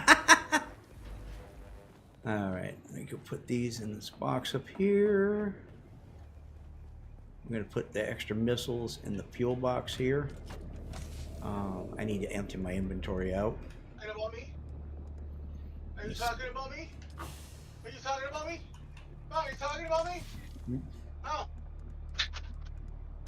I don't know what he's doing. What are you saying, Snarf?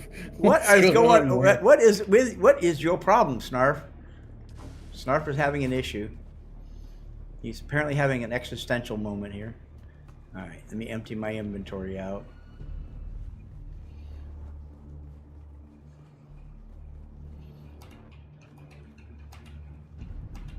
And just tap F and just, if there's something in the box, it will go in the box. Always for the chair, yes. The chair always wins. Where are those tier 5s that we're supposed to be flying out there with? Well, we can use the tier 4s. They'll make it out there too. So it's. Okay. I made 3 tier 5s. I'm just not sure where. I know where 2 of them are.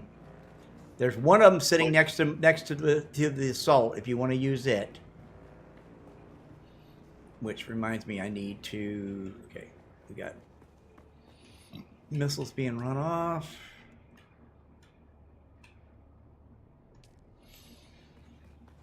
Put these missiles up here, and I got to switch out.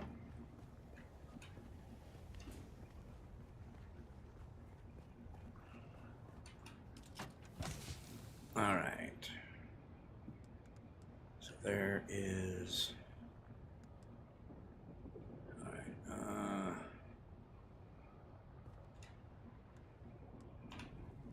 there's all the missiles we have. I'm gonna take a stack, and I'll take half the other What's in a stack. stack anyway? 250 to a stack.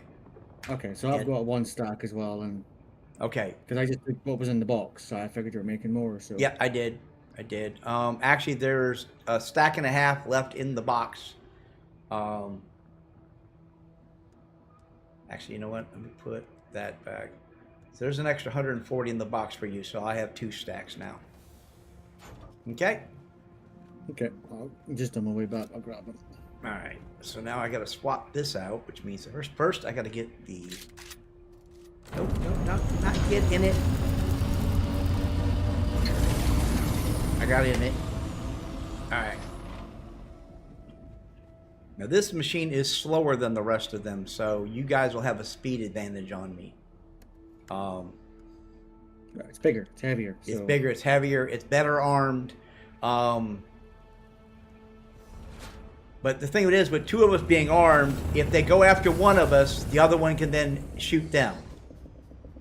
The only thing I want to know is, I'll take my Mark IV, that's fine. No, take this Mark V right here.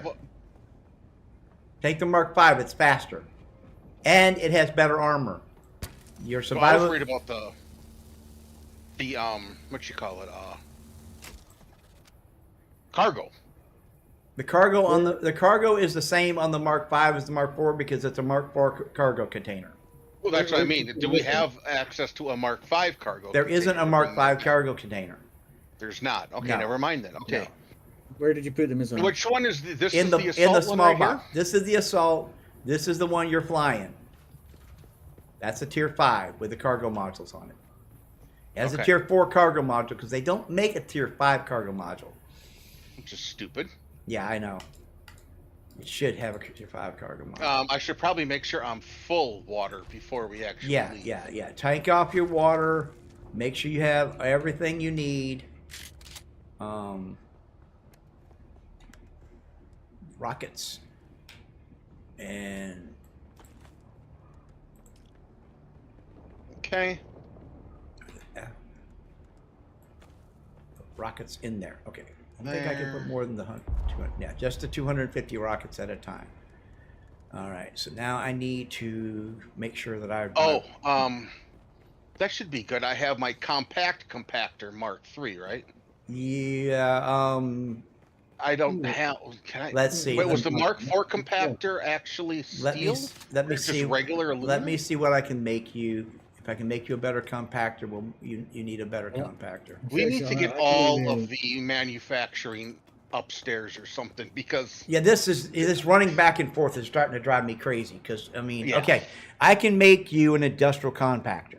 Actually, I can make 35 industrial compactors. Who doesn't have an industrial compactor? Well, I don't have one either, but like I say, well, if you're in there, just make 2 of them. All right. I'll make, I'm going to make 3 because that way we have an extra one. All right, so 3 industrial compactors being made. I have industrial compactor. There we go. Right there. That will go there. Now, I'm going to be sneaky here, and I'm going to grab this tool, and I'm going to run over here. And... snatch up. Let me check this one. What is this one? This is a tier 4. Okay. So I'm just going to go. Boop. Oh, got a vehicle in it? Does it have a vehicle? My tool has a vehicle in it? What does it have in it? Calibrated servox. Where the hell are we putting those? Okay. Let me pick up this one. No ownership of the vehicle. What? One of these we don't have any calibrated servox? They all got moved over. I think most of them got moved over to... There we go. Pick it up.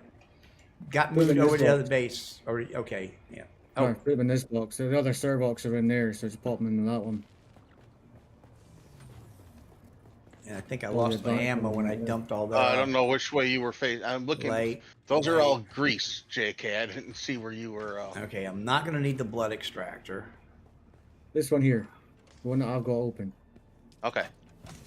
The other servox are in there, so we'll throw them in the back. Okay. All right. Well, leave 2 of my lighter jars here. Okay. I don't need that.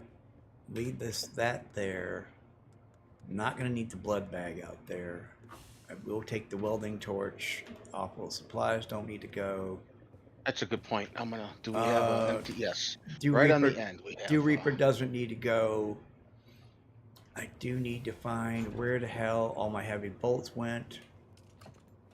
I'm sure they dropped in a box. You know what box? I really wish they would give us labels.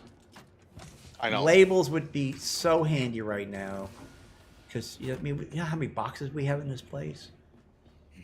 It's, a few. There's a few boxes here. And it's, it's got to go and open every one of them. It's easy when you're dumping things because you just quick tap F and it just unloads into the box. But when you're looking for... How did I not drop those off? Where do we have fuel cells? Just regular plain Jane fuel cells? Not down here. Not down here at all? No. Fuel cells are in both the vehicle bays. Okay, I'm going to... make yourself a respawn beacon, guys, so that you can drop it in the safe zone. So if something happens, you can get back. You can just spawn there. And then, we don't... yeah, that's a dump chest. If we need to pick you up, we can, but... Oh, and I have an extra ornithopter on me in case we lose one, because I can't bring you back as a passenger, so... I have a backup vehicle that we can drop for you to come back with, so... Good. We probably actually need to establish an outpost out there too, because we're going to be doing a lot of stuff in the deep desert in the next couple of days. You know what? Screw this. I'm just going to make some more. I can't find them. Make my money. I don't need to bring my Dew Reaper with me either, do I? No, you don't need it. You're not going to sit as much room as possible to put in inventory. That way, as much room as possible for spice and other things, I'm going to fill up a liter John as well, just one. Yep, 1 liter John. I've got the decaliter John, so one of those is all I need, I'm just bringing the Hadra Mark 1 because it holds 6. That should be enough. Yeah. Just for today. Yeah. Plus with my still suit and. Yeah, my decaliter holds 10,000 water, so I've got enough water. If I could survive an extended period of time in the desert. All right, I am going to grab my ornithopter as well. Okay. Just in case. Right. Did you not party up both? Oh, no, he did not. No, I did not. I'm sorry. I'm such a bad guy. I just realized I can't see you. Where are you? There we are. Well, we're gonna have to party when we get out to the deep desert. So. Yeah. All right. You know what? Now I have to pee. God damn! Why didn't I do that when I got up before? All right, let me get this done before we get out there. Okay. I'll be right back. What happened to Sodar? No, maybe he fell asleep. Oh, I'm talking here, and I forgot I was pushing talk. Oh, okay. Okay. I was going to say, because you coming with us, right? Yeah, give me a minute. Okay. All right. Send him a team invite. I was doing missions. I was finishing missions off. That's fine. That's fine. Because I was like, okay, there's 3 of us. We were, Yeah, I'm a Trades tier 3 now. Nice. When am I? Well, I'm full of. I'm a Trades tier 2 still. I haven't done a lot. I need to do more missions. 3. Yeah. I've got like a tiny little bit at the bottom of the 3. So yeah, I do not have a scanner on this, but I do have a thruster module, so I can I can keep up at least. I love the ramp. but you can't actually run inside. It's like you run up and then you click enter and you go in the vehicle. And there's that one scene where they show the guy standing there. He's like puts his hands up to the guy. Yeah. All right. Well, I'm gonna head that way because I'm slower than you guys. Again, we are planning on.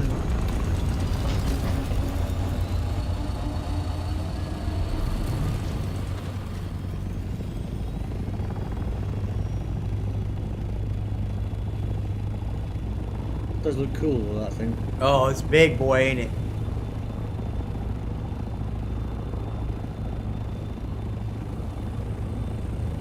Remember, altitude is your friend. At 750, it'll start running. It'll say it's going to run hot. I push it right up into the point where it's going to burn. My engines are going to burn. So up to 850, leveling out at 850, going into. Here we go. And I am cruising at 155. So yeah, this is not a fast bird. Now it's slowing down. And let's see. Okay, I'm going to kick in the thruster.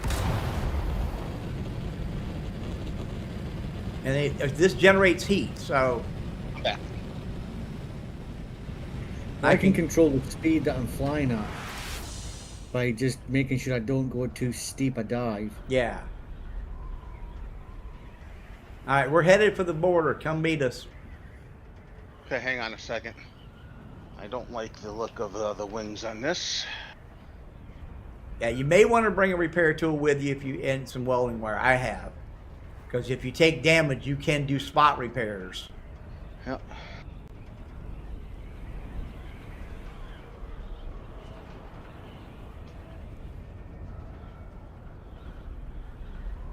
Testing weapons. And yeah, let me go get some more welding. I put my Solari in this box. All right. That's under the stairs. I'm telling everybody now, that's mine. Leave it alone, please. I put mine in a empty. I have my deck of leader johns, my money, my blood bags, all that in a separate box as well. You didn't put it. Mine's right beside yours. Okay, yeah, because I took this end one. Yeah. So yeah. Mine okay. Stars. So, mine and stars are right yeah, beside I shot each at other, you. So we know. Yeah. Do we have? Is it going to be worth bringing a survey launcher with some probes? Yeah, probably be a good idea.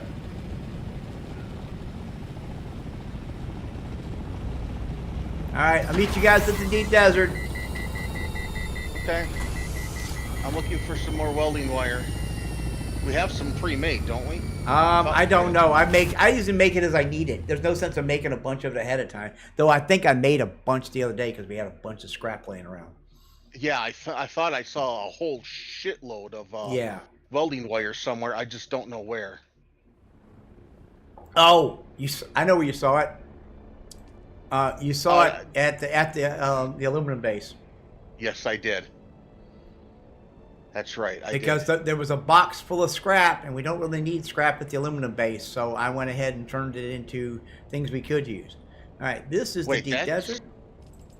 That's not all the flour sand we have, is it? All right. When you get to the deep desert, we're going to enter left. Okay? There's some scrap. I can't find the damn thing.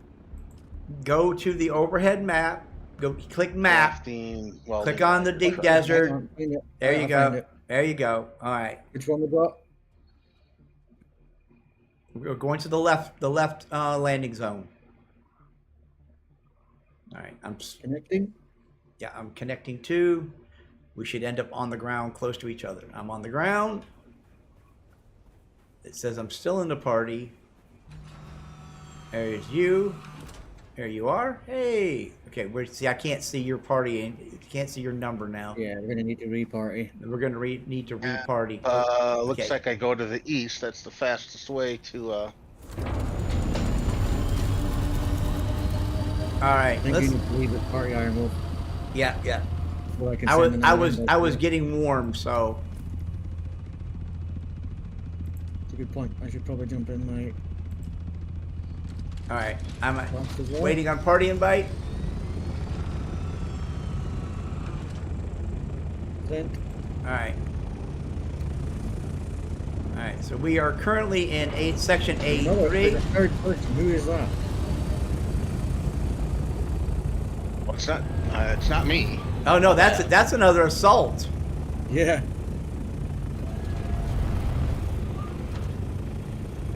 Yeah, that's another assault.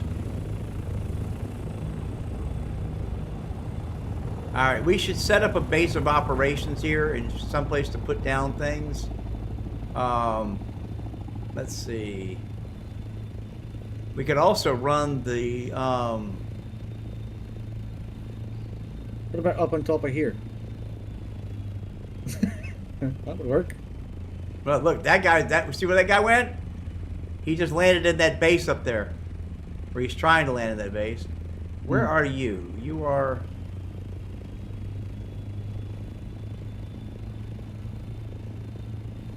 Oh, I see where you are. I mean, we could, because we're going to be out here flying vehicles. It's not like we're going to be running around in land vehicles. We could build a base on top of that.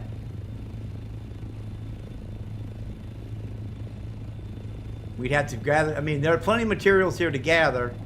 And, you know, that's not a bad call, because there's one of those labs right down there to the southeast of us. Yeah.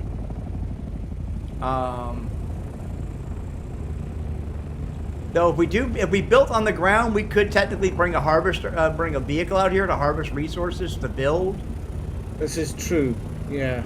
And there is aluminum here too. Actually, you know what I'm thinking? I like this little rock right here, this little mound right here. What side of the deep desert did you go on? The left. Left side? I say we build on this. Yeah, well, because there's buildable resources we can use. Right here, look, there's fuel cells spawning.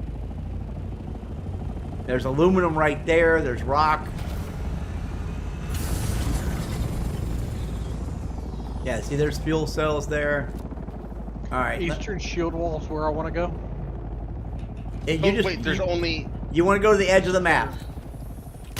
There's 3 spots you can go in the deep desert? These 3 safe zones. That's the 3 safe zones. Okay, so you the left one. Got it. All right. I'm gathering resources. I want to go all the way north to the edge of the map. Yeah. You want to go to the edge of the map. Any direction to the edge of the map will get you where you need to go. East is the closest from main base. East, north, I don't know. I always go north, but that's me. Sea of Sand. Reach the deep desert. All I right. have reached the deep desert. Okay, wait. I need to craft another building tool. Construction tool. Could I get a party invite again, please? Now that I'm here. You're here? Okay. I am here. Okay. Let me get in the shade because I'm getting kind of warm. Yeah. It's like it's daylight here, so the sun just came up. It looks like. No, the sun's going down. Okay, yeah, the sun's going down, so we'll be okay here in a minute. We'll be in the dark. All right, stand in the shade of my vehicle. Take a sip of water.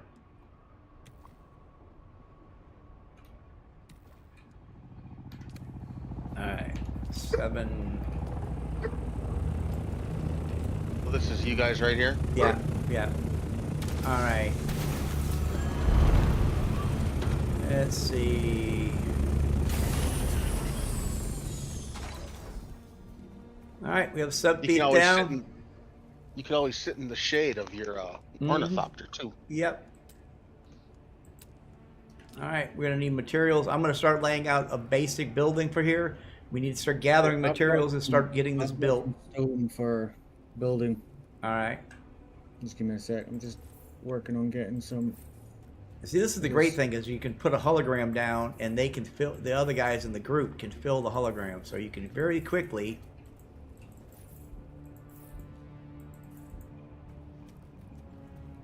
lay out a little bit of a base here.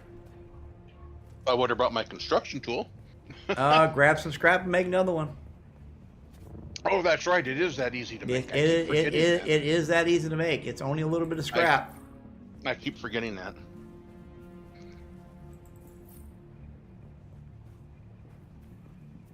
Why do you not go in there? You don't want to build something there. Oh, there you go.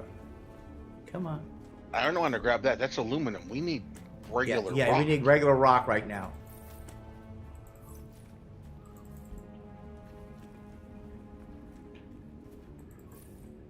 I can even, it won't let me put it there because there's a vehicle there right now. We'll move those in a minute. And That's aluminum too.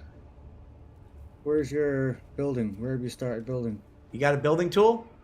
I've got a building tool, yeah. You can't see it? I can't see what you've put down, no. Oh, wait. I got to add you guys to the subfeed. Sorry. Permissions. Add. Promote. Oh, there we go. Now you can see the building and build on it.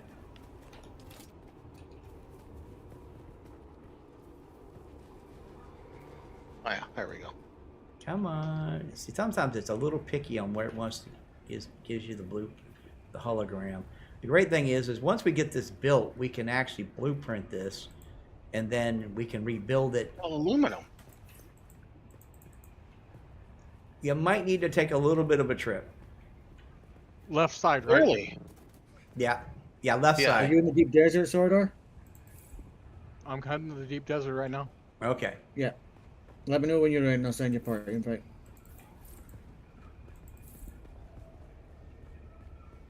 Alright. Whose ornithopter is this? It's kind of in the way at the moment. I need... Might be mine, I don't know. We're going to pop that down. And then we can put... Yeah, just dump resources in there.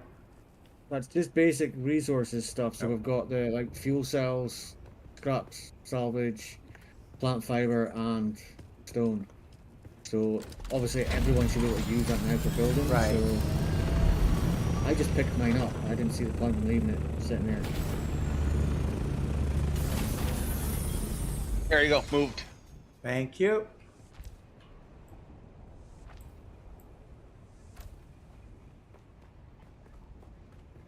Yeah, you put it right on the edge. I can't build with that there. That's okay. Do I have to move it again? No. He put the box right on the edge of the thing. So Go right on the edge. Yeah. I couldn't put the wall up there because of it. I'm in, JK.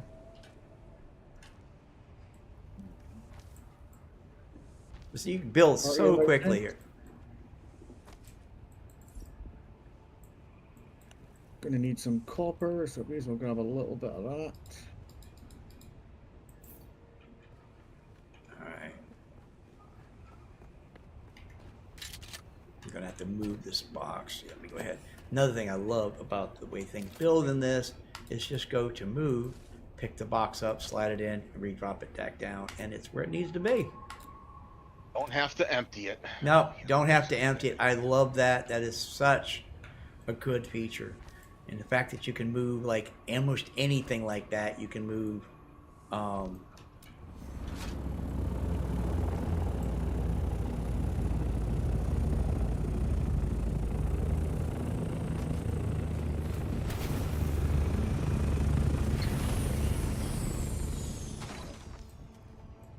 y'all didn't take any time. Y'all didn't go anywhere.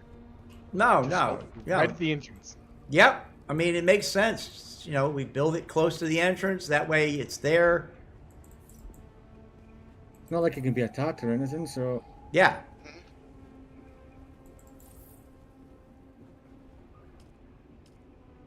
I can't find any regular frickin' stone. I'm gonna have to hop on the ornithopter and look for stone. That's fucking pathetic.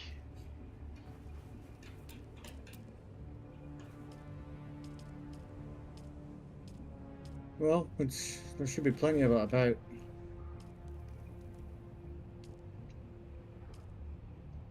Resources galore, just no regular frickin' stone. Actually, I don't know what to do. Well, I've already got a stack of salvage metal. Nice. Not that we need that much of it, but... No, we'll need a little bit just to get some of the basic things made, but... Yeah. I don't really need much more than that for now, at least.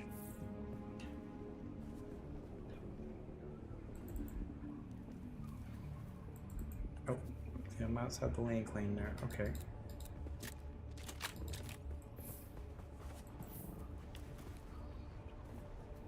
All right, off I go to look for frickin' stone. But I landed on one, didn't I? Fucking did. Fucking landed on one. Dumbass. I can't find any stone because I landed on it and hit it. Oh, I need to move my ornithopter now. So I just picked mine up. I can't pick up this guy. Can you not pick up that one, no? No. Oh, I suppose no. It's no, it's an assault. Yeah, I can't pick it up.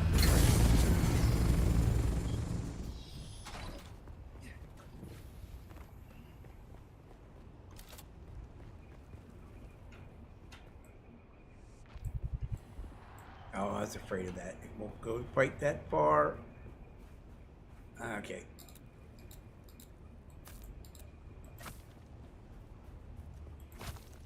Alright. So no door on this side.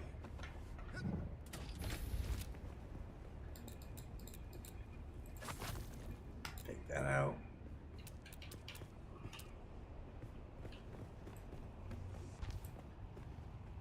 We'll just put a regular door on this side that people can get in and out of. All right.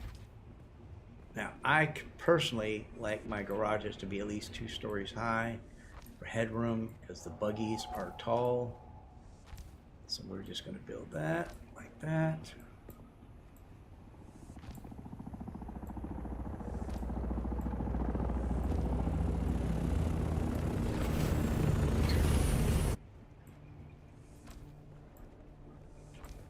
Hey.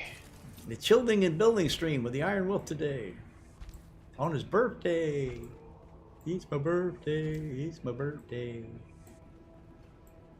It's my birthday and I'll cry if I want to. I was wondering how long it would take Snarf to start singing that song. I knew it was coming. I could feel it. Hey, Snarf. Door, please. Uh-huh. Oh, shit. Gotta reset the doors. Hang on. Give me F.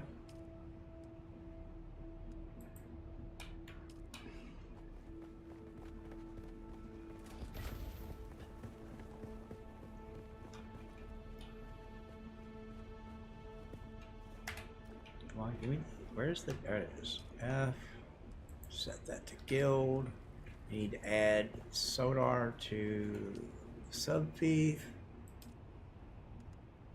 There you go. And now you're on that. Okay. And the great thing is I can now move this thing out of the way. Let's see. Grab that, and I can just move this over here out of the way, and it doesn't change the building blueprint. Okay. Oh, good. We got a generator. Right. No. I just put a generator down. Yep. I put heard some fuel cells in it. So. Yep.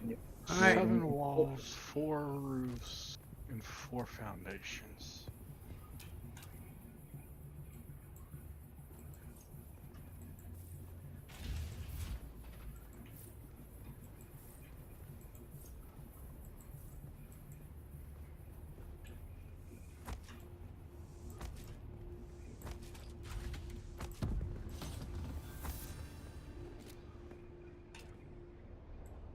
I just completed a journey. What did I do? Me too. So did I. Something. Yeah, I just did too. Not sure what that was about. What did I do? I was standing still. Watching. Yeah, I was building, and all of a sudden, boom! I got an achievement for something. I was what? It must be for building in a deep desert. It's building in the deep desert. Okay. Did you just do the 4 roofs? Yes, I did. Your party. So you did. You get the achievement? Yeah. Yeah. That's what it should have been. I don't think I got the achievement, but I definitely come up with a journey. Okay. Well, I mean, if you need to take something apart and rebuild it, you have permission. So. Because it was 4 roofs, 7 walls, and 4 foundations. Yeah. What are you building? Are you using it's called logistical? Yeah, I'm using a roof. Hey, Nico. Oh, my God. Thank you so much. $50. Absolute wow, man. Okay, you're using the wrong building material. We're using the second. We're using the second one, not the first one. So if you go in, we're using the Chrome facilities, not the Chrome shelters, Chrome fabric facility. Yeah. R. Or I can just snap blueprints and you can fill it in if you want.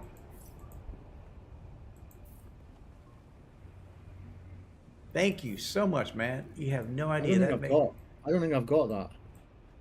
You bought that, didn't you? Oh, no, there we go. I might have. No, I'm looking in the wrong bloody bit. All right.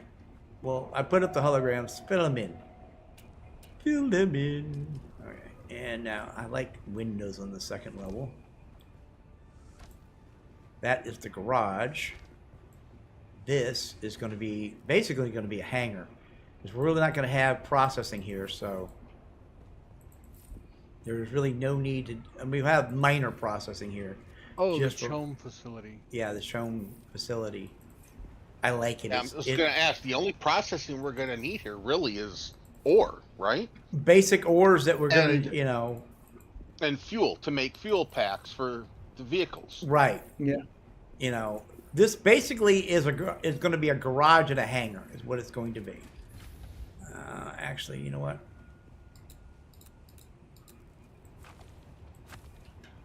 Right. This is the garage and a hangar. It's going to be open-ended. Is that big door big enough? You can get a vehicle through that. You can get the ground vehicles. Air vehicles will be landing upstairs. Right, but I mean, is that big enough to actually get the sand crawler through too? I don't know. We'll find out.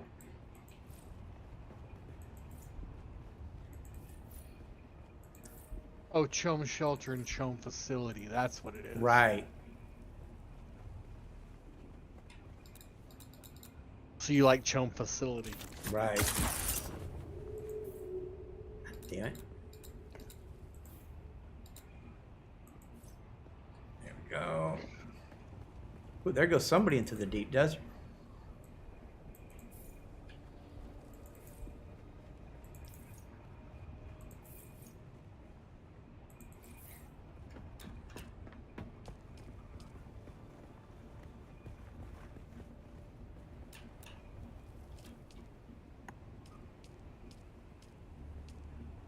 Yeah, I'm got like 320 at the granite rock per rock. Well, yeah, because you're using the advanced. Yeah, which one is the Mark IV I'm using? Or did you pick up the Mark V out of the box that I made? I didn't realize you'd made Mark Vs. I'll need to grab one. I've got a. Yeah, because you can't mine titanium with that.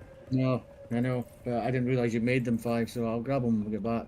Oh yeah, I don't have one either. All right. What you using?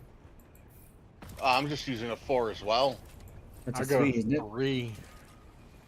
Yeah. Yeah, we're gonna. That's what I was got. Yeah, 3. I made 5s. There were 3 of them in the constructor. Okay. Fell down the stairs. Well, we might have to go back then. And I was gonna say, I'll tell you what. Saying if we go back. JK, you just want to go back and pick them up real quick and just yeah, bring them. I'll just need is one there person. anything else we need while I'm back? Another probe launcher. Yeah, I've got a probe launcher here. If you want this one, just to get you going.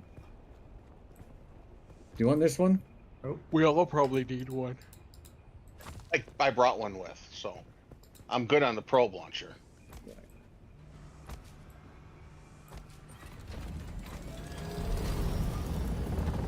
Right, so I'm just heading south towards there. That's what I'm doing. At least it shouldn't be hard to find you when I get back. Nope. Yeah.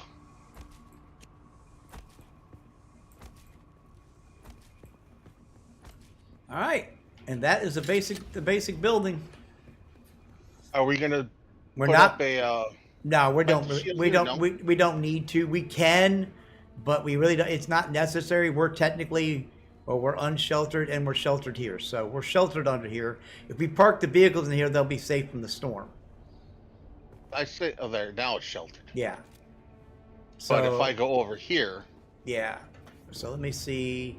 Let me park this guy in here. Unsheltered right here. Yeah. So on the very outside of the...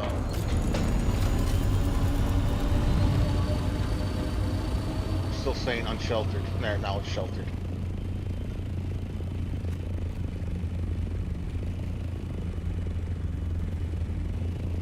See, the wings can clip through. Yeah. You know, and if I pull this over and land, and I'm sheltered here. Let me check the vehicle. Yeah, I mean, it's really your vehicle that needs to be sheltered. Ours can be picked up, so... Yeah, this vehicle is safe from decay. Okay. So what we need then. Yeah. As long as that one's safe, because obviously we can just pick ours up, so... Right. Yeah. And that's the thing, is like the cargo lifter and those vehicles cannot be picked up. So when we and we're not going to want to fly those back and forth every time. Oh, that's basalt. Yeah, we don't need basalt. We don't need basalt. That, that's for decorative stuff. Now I could put a pentashield on here if I wanted. Let me see. Pentashield would be there, and I could go. Come on, give me the block. There we go. Up to there, across, and up. But it while you're back, JK, can you also wouldn't cover bring the entire thing, but it would keep people from iron coming in ingots here. So. Yeah. Could you grab some iron ingots as well while you're at base, JK? Yeah. Yeah. So I mean, so the pentashield doesn't. How does? I've never done a pentashield. Well, see, the pentashield, because of the way I got the domed roof right there, doesn't cover the entire thing, but it would basically keep people from coming in our base. That's all it's really going to do. Yeah, that's that, and it would also give a shade from standing, because if it's pentashielded, the sunlight doesn't affect you inside a pentashield. Yeah. But we need, just for that one, a steel ingot, 10 cobalt paste, and 3 Servoxes, I think it is. So yeah, if you want to bring back steel, cobalt paste, and some Servoxes, we can put pentashields up. We're probably going to have to add more generators, though.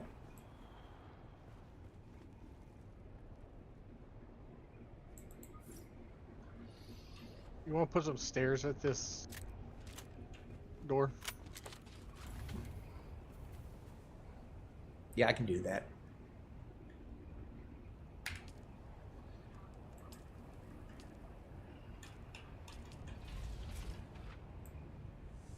There you go.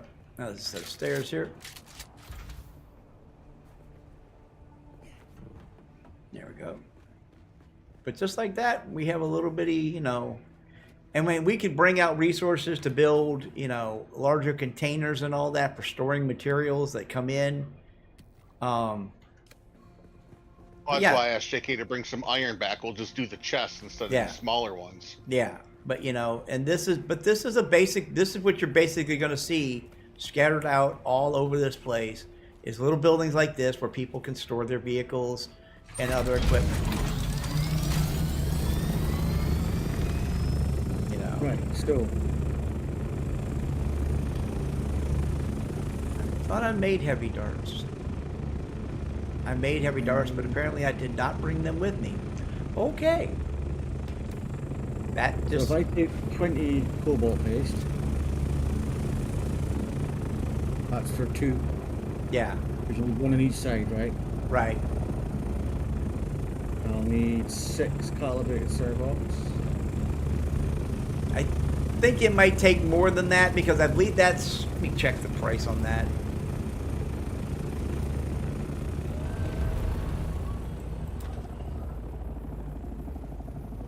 Yeah, okay, it's... Hang on.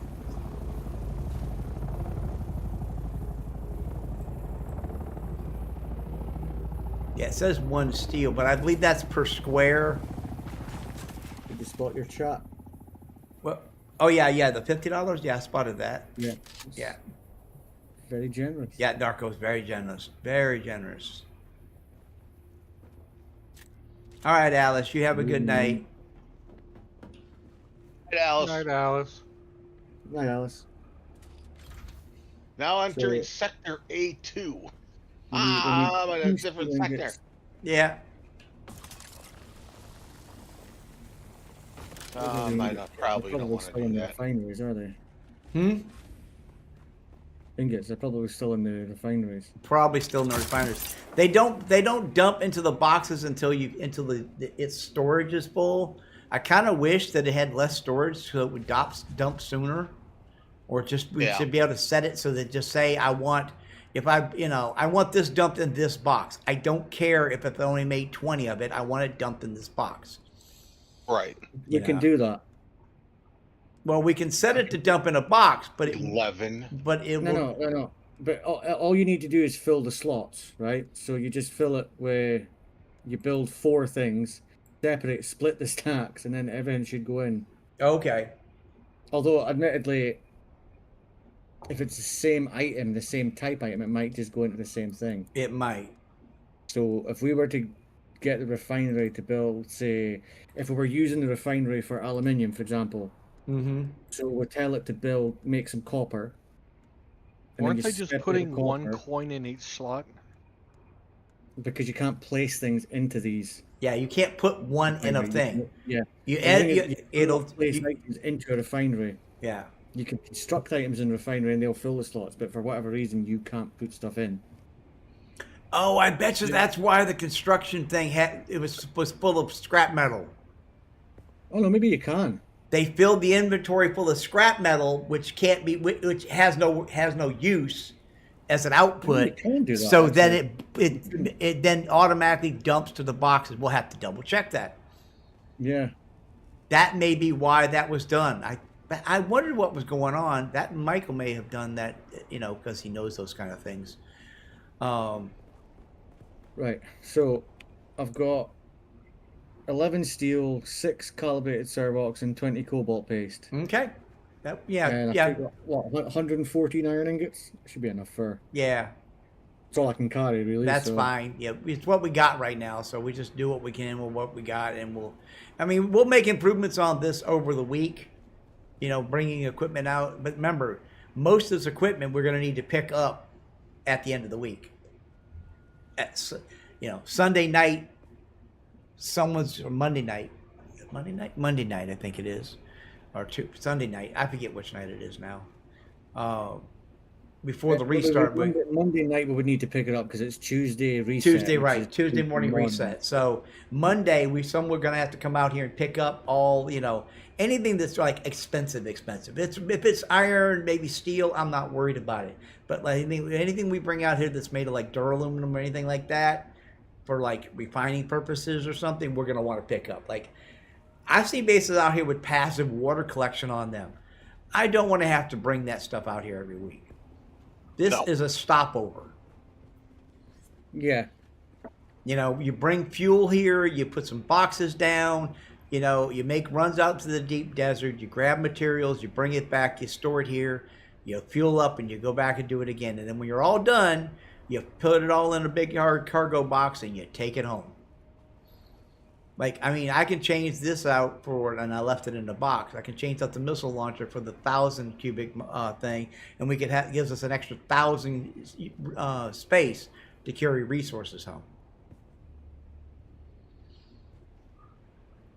All right. Do we want to? I don't know. I think passive water generators might be a good thing. A little bit of passive water wouldn't be a bad thing, but we're not going to be doing a lot of processing here. It wouldn't be a bad thing, but just for drinking. So yeah, just for drinking. For drinking. Yeah, that's done for drinking purposes. I'm already out of water. That's why I brought the deciliter. I don't have a deciliter. I can make you one. Actually, there's a couple in the box. Oh wow! Look at that, 3 of them flying. Zing. I'm gonna have to do another run. I forgot to grab the drills. The whole fucking reason for going back. There they go.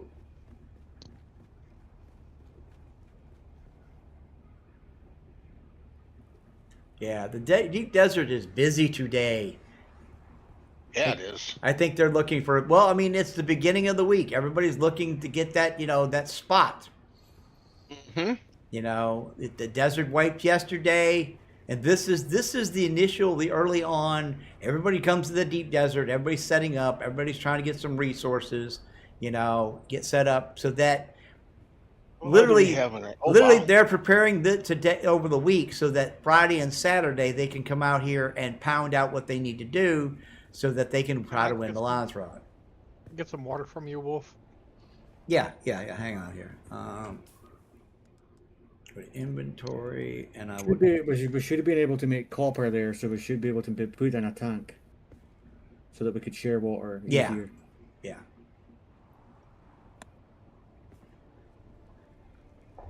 So are all the A sectors basically? The I'm assuming it goes A, B. Right, but there are PvP zones between each of the 3 sectors. Okay. Okay. So I mean, this little thing we're on here is PVE. But I'm gonna jump.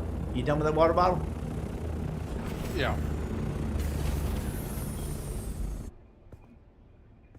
Yeah. Fill up on it, and then thank you.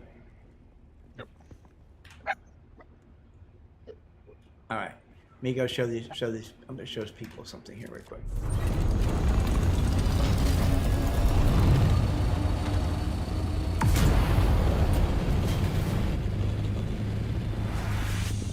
Okay, this is the PvE zone. Now we're in the far left side, so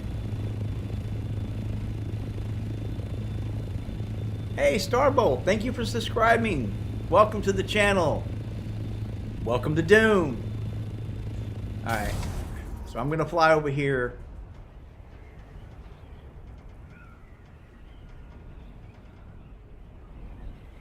See this little island we're on here. This little outcropping of rock is the safe zone, all the way out to the tip of that. But over here,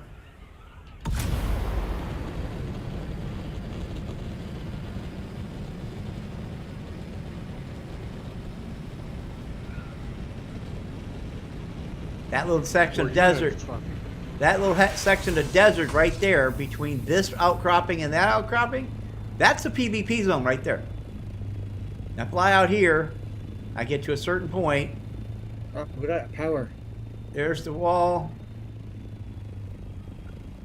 And I fly out here and I should get a zone change. There we go. PvP in 2, 3, 1.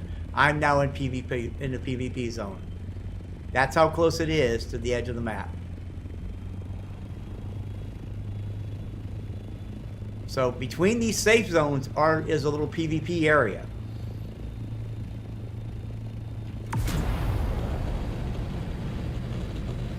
Between the safe zones? Yes.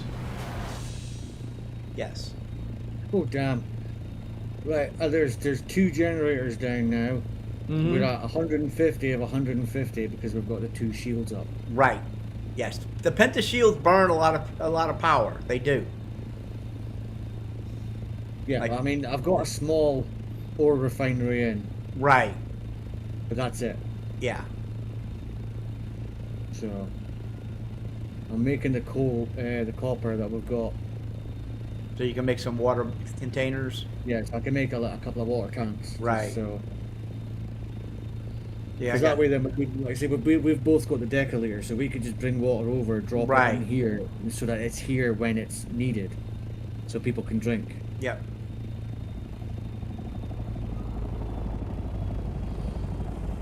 All right, shall we go make it? Shall we try for the deep desert,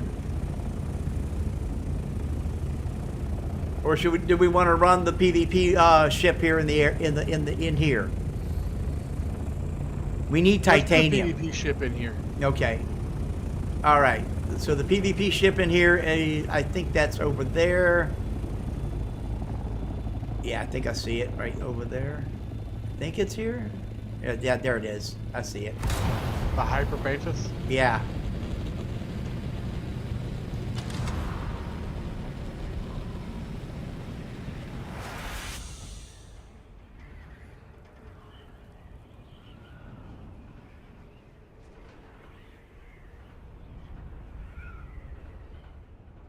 Yeah, there's a PvP. There's several of these PvP vessels around. But yeah, we'll be doing a lot of running out here. See, like I fly down here, and this is a PvP. This is one of these small ones. It's like one room.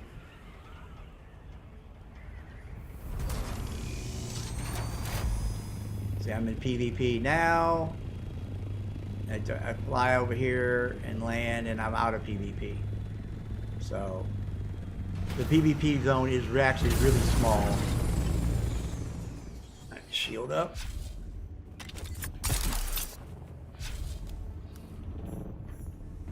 All right, this has been run recently, it looks like.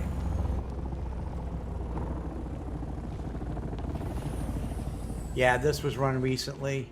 Because these are full of mines that go off when you come in here. Yeah. Oh, yeah, my water again.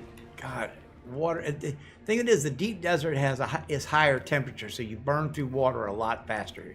This is why a stilt suit out here is almost essential. Yeah, this has been run.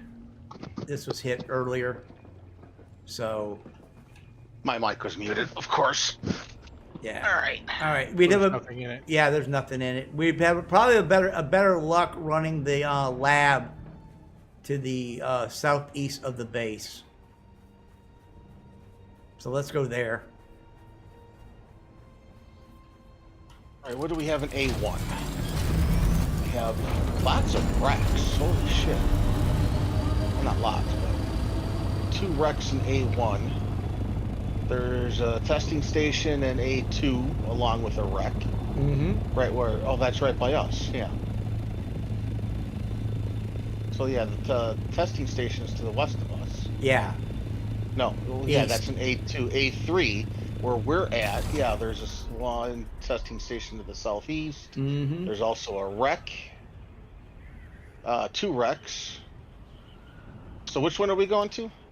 We're going to the testing station to the southeast.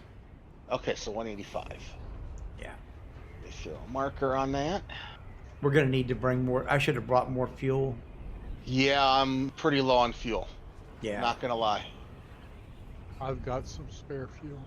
Good. Somebody thought of it. Yeah, the heat level here is 4, guys. I didn't have spare water, but I got spare fuel. I had fuel. So what I have left is in the ornithopter. So that's it. Hey, there's a worm. I can see the worm traveling through the sand from my aerial vantage point. I'm in the Haga Basin, by the way. I'm not anywhere near you, so don't worry. Okay. Oh, are you still in Haga Basin, or you haven't made it back here yet? I'm back. I'm on my way back because I forgot to grab the damn miners so we can mine titanium. Oh, okay. You want to grab some fuel cells while you're at it? Can do. Vehicle ones. Yeah, some vehicle fuel iron. packs. Oh, okay.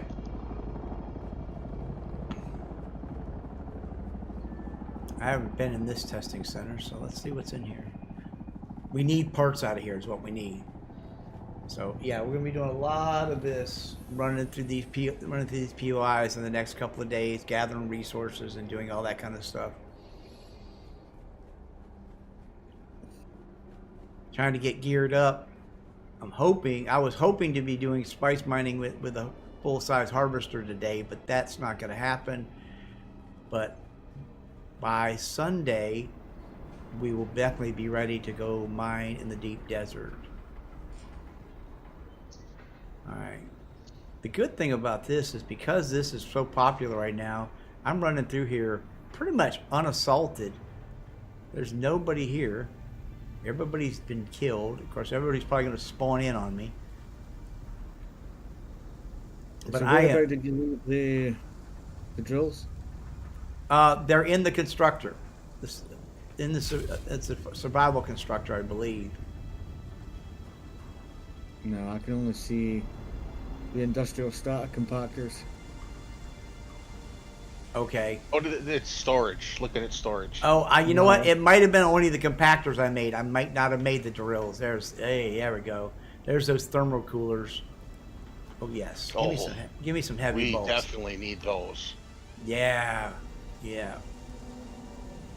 I'm actually right now kind of running around here free, just willy-nilly, because there's no one in here. Where's the band to get through these? Upstairs, shields? probably. I didn't see it. Yeah, we may have to go a little further to get to it. There is a 4 in the box next to the repair station. Yeah, but a 4 can be used, but it's not going to get us the titanium we need. Yeah, that's. I mean, it's. All right, so we came in here, right? Went this way.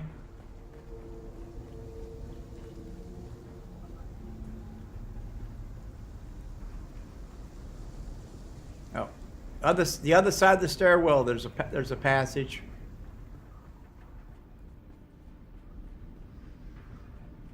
Takes us to another big room. Other side of the stairwell. Yeah, when you come in, go straight up. Instead of going down the stairs, go around to the other side. There's a passage. The passage goes. Ooh, water. Bandages. More water. I love the fact that we can all loot these, so.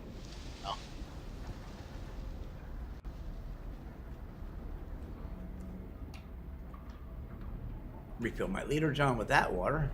I'm full up on water now. Oh, found the key. Key is at my location. Come to me. It's Sardar. I should be number 2 on your screen. And the screen is back that way. Yeah. I need 40 more intel in order to unlock the cutlery. Well, okay, I can make them when we get back. I made the compactors because I was figuring we were going for spice, but then I didn't realize that I didn't make you guys the other things. A Mark V shield. Nice. That'll come in handy for you. I think I'm putting that on now. I would. And it's pretty. No, that's the Mark. Well, I got another Mark IV I picked up. Oh, that's the power pack. Yeah, it's not in great shape. Yeah, but it's better than what you're currently wearing. So that's definitely a step up in the right direction. Go. Hell yeah. Oh yeah, this place there's like nobody in here. Okay, I'm up to 12 thermal coolers now. What am I at? I picked up a few. Nope, 15. 6. Not a lot, but something. Hey, every little bit counts. Just an FYI, I've put a small water tank up in the main hangar. Okay. So that we can easily access water for replenishing our bottles when we come back. Right. Yeah. Thank you. Yeah, that's in the main base. It's just a small one next to the storage container. I'm up to 18 now. I'm at 9.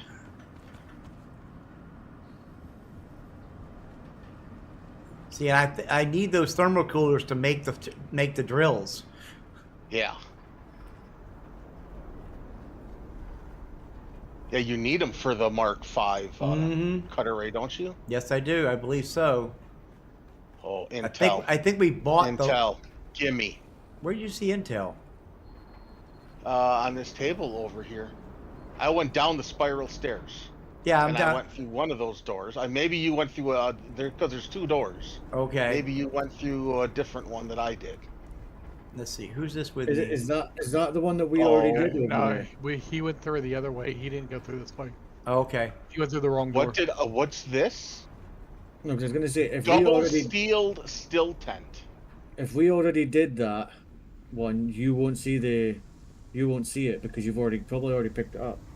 No, Intel is shared. Oh yeah, he went through this way. If you've already picked up the intel from doing a previous run, it won't respawn. I haven't run these. This is my first time. This is my first time in these. There it is. There's the intel. Yeah. Double sealed still tent I just got from this. If you keep going, there's one of those galaxy chests. Right. That was fucking cool. There's water. There's the galaxy chest. I'll take water. Yeah. I'm missing out on all this fruit, man. Oh, nice. Yeah, Darth, you need to go the other way. I just picked up. Yeah. Markax Rattler. The hell is that? It's a rifle. Ooh. First shot by the Baron. Let's see. 30 has intel. all the life until Station of Arrakis. Black shields from the compressor. Shot battle rifle. First shot of the Barons. Okay, quit scrolling so I can read you. First shot of the Baron. The second is by the lady wife. And the last shot forces me at the station, for God's sake. Okay. Ooh, this uses 9 infused spiced duraluminum. Ooh. This thing's probably powerful. Yeah, that's going to be a hell of a rifle when I can unlock it. Yeah. I mean, I might have the materials at the base to make it now, but I don't know. I got some Night Stalker booster. Nice. I just got a sand bike booster Mark V. Oh yeah. I got I picked up. I got a Scout Ornithopter Generator Mark V. A Sandbike Engine Mark V. I also picked up my Mercenary Scout Helmet and Mercenary Heavy Chest Armor. Still, so that was I got 27 of the thermocoolers. I'm going to mark that POI because I'm going to go and loot it as well. Well, yeah, I got a chance to see because I could do with the intel anyway. Yeah. All right. Well, if this is like this every time where there's no resistance, well, I know it's this close to us. This is well. I mean, the thing to do is what we do is you watch, wait to see someone land, come in and run it, and then go run it right behind them. Wow. You know, I mean, because that was so simple because this has been run. We just ran this and had no resistance whatsoever. Now we didn't get any experience points for it because of that, but I mean we got a few for open boxes. Ooh, another box over here I didn't get. I'm absolutely okay with that. I don't care about the experience so much. You know. Oh. Box there. More cooling units. Didn't do that great. I got 25 cooling units. Not bad. Not bad at all. We need a bunch. Yeah. So we have a lot more to go through down here. So. Yeah. I don't see anything else in here though. I think we got everything. I don't see where you are. Oh my God! The loot has already respawned. The loot has respawned already in here. I'm literally picking up loot from loot I just got. Because I just where you are. Can't see a way in. You see where my ornithopter's sitting? No. Or 3 ornithopters? I hear you. You're right out front. You should be able to. Yeah. I don't see any ornithopters. It's in the valley. Oh no! Hang on. I see them. Okay. Like all of this stuff is reloading as I'm running around. I'm literally looting this place twice. Yeah, well, now you just got my interest peaked. Wait, was I not down in here? No, because this is where the intel was. I thought. Yeah. Ran up here. Yeah, this is where we got the intel from. And got that. Okay, down here. And you can get so lost in these places. Oh, yeah. Yeah, see, that was there. All right. There's the stairs going down. And this should be the way out. If I'm correct. Or did I go... Hello? This is the way out. Yeah, this is the way out. Okay. Just keep going that way. Yeah. There's the way. This is the way. There's the sun. 10 spots filled. Okay. You said it was already the loot was respawned. Are you sure? Well, that seems way too quick. I know. But you know where we got the key at. I went back over there, and the loot boxes had regenerated, and I was able to loot them again. Unless I missed them the first time because I was grabbing the key, but I could have swore I looted the room before I grabbed the key. Well, maybe. Regardless, on to the next. Should we go do a crash ship? Wreck of the Archidamus 3? We could attempt it. Tried that one yeah, that one had been run. Oh, so what about the wreck of the Cycleatus? We could try that. I just got 3 of those thermal cooler thingers. Yeah. All right. We need those in the All right. Well, be quick, JK, because that POI is probably going to regenerate soon. If you don't want to get trapped in there with all that bad guys. Nah, I'll fine. All right. At least I'll get some experience out of it. Besides, somebody has a face set up super greedy in me can't not take everything here. So. Well, yeah. Well, and that's what people do is they have like their favorite POI they like to run. I just saw someone else in here. It wasn't very possible. So.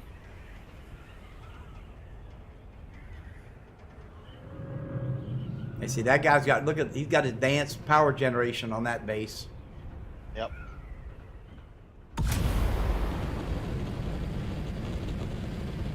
Whoa! I went past it. I'm in sector A4. There's some intel. That's quicksand. Don't mind if I do. Yep. There's a run of quicksand between there. So if you tried to drive between these, and I'm in a PvP zone right now. Yes. Let me mark that so I know where the hell I'm going. Yeah, we're in PvP right now. That is like deep desert. That's. Yeah, well, that's desert. The deep desert is to our left. That is the deep desert.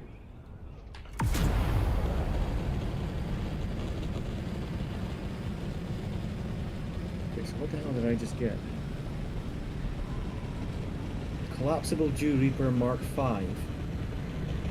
Nice. Ooh.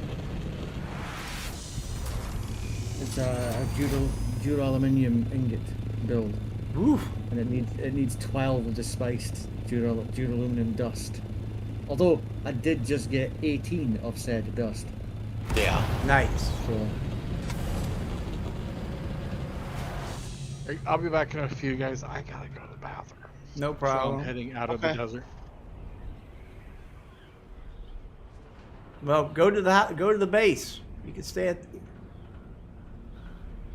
Awesome. I've got 18 thermoelectric coolers now. Well, I'm just sitting on the world map. Oh, okay. You will burn food and water while you're there. Yeah, but not that. I just landed on the rack, like I don't care. Like I'm here, bitches. Come get me. On a rack. This wreck has been run. Yeah. There's a galaxy chest right there too. You just walk right in. It's right there. Yeah, I'm at another one over here. I'm looking. So the wrecks you don't have group loot. No. The wrecks are individual loot, and whoever gets to them first gets it. Got it. Yeah, there's a Mark V shield as well. Yeah, I got one of those. Very nice indeed. Okay, yeah, this wreck has been run. How do you get in this place? Must be from the top. In the back. I got in from the back. I don't think we're in the same POI. Oh no, here's. There's the way in. Yeah. No, we're not in the same spot. Oh no, this one. Where are you? There. Okay. No, that's JK. Yeah, this one's been run. Also, maybe. Where's Wolf? Sorry, IronWulf 2. Where's Wolf? 2. This was been run, but it. God damn it. Okay, that's not. You're at the wreck, right? I'm at a wreck. That galaxy. Yeah, I'm at a wreck. There's several. Okay, you kept on going. I didn't do this zone. I didn't do A5. More. think this one's regenerating while I'm in here. They seem to be doing that. All right. Okay, yep, that's empty. That galaxy chest has been run. Somebody left scrap on the floor. All right.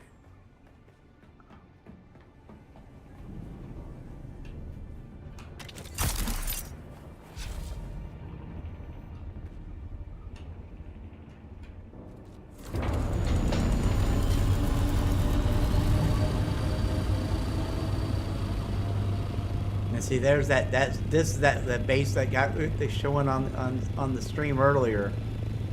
There's that little guy's base next to this wreck. He's probably looting that on a regular basis. I'm actually over in the middle safe zone now.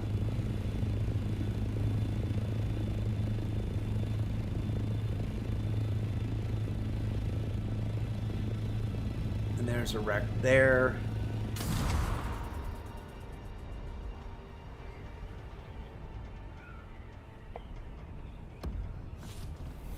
I'm in A5 now. It's just aluminum, okay.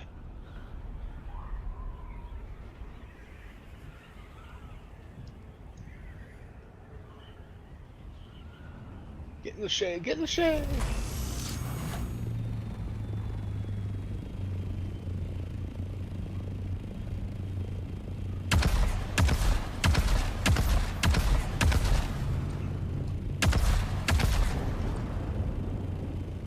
Clear my way, you know.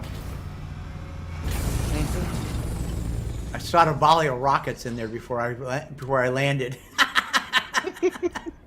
Just to make sure no one was alive in here.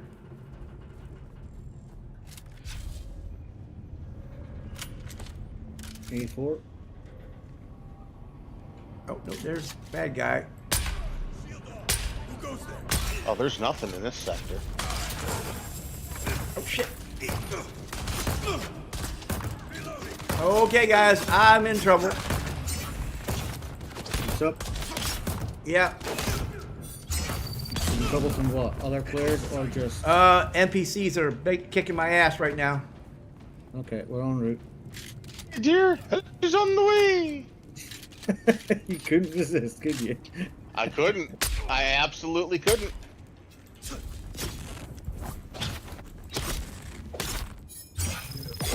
Go away for a couple of minutes.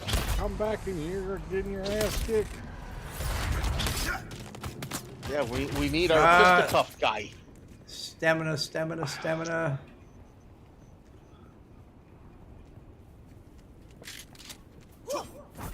Whoa!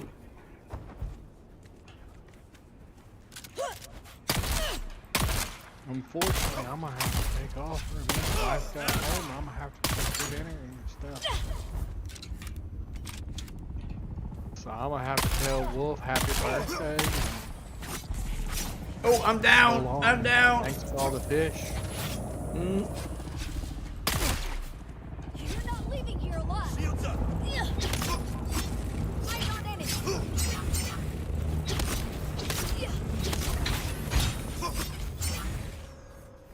Ah, damn, here comes the third one.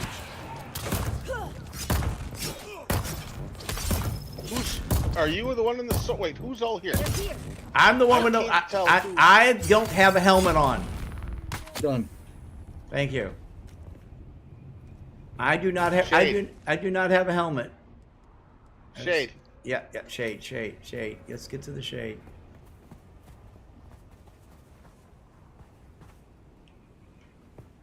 Did I take my...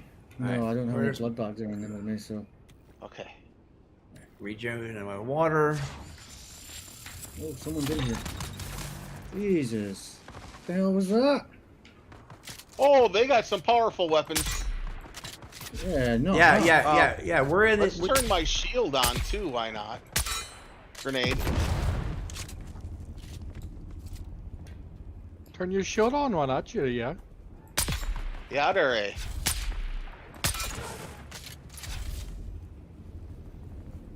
Right, you know what? Just make sure when you're beating on him, you use the spiky end of the club yesterday.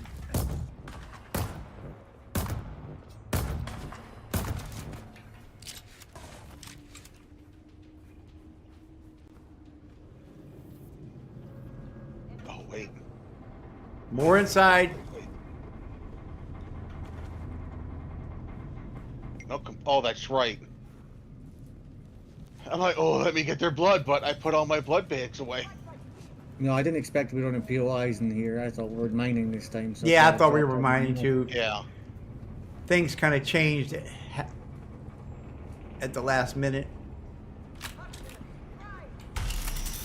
You brought up the option of having extra fun. Yes, I did. Ooh, chest. Gimme, gimme, gimme, gimme. Okay, you know what? What am I gonna do? I gotta dump something here. Let's see, what am I dumping? Get rid of that. Can't get mad at the guys when you give the option of extra fun. Yeah. You know, right? Yep, exactly. Drop that. Grab that. Grab I know what it is. They're shooting those little darts that cut through your shields. Yeah, they're shooting drill darts. Yeah, the enemy always has drill darts. Where are you guys? You're upstairs already, huh?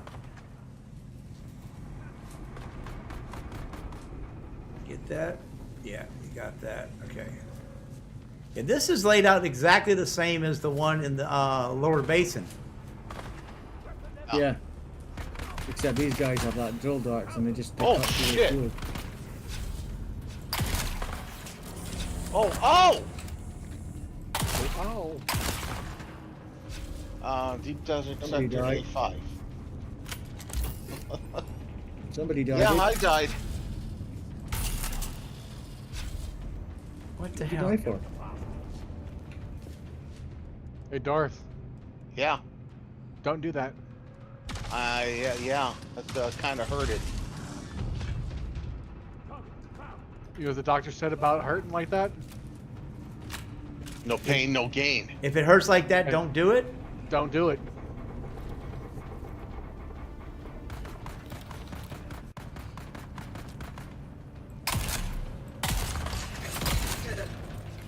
Jesus. How the hell did we get to it through this?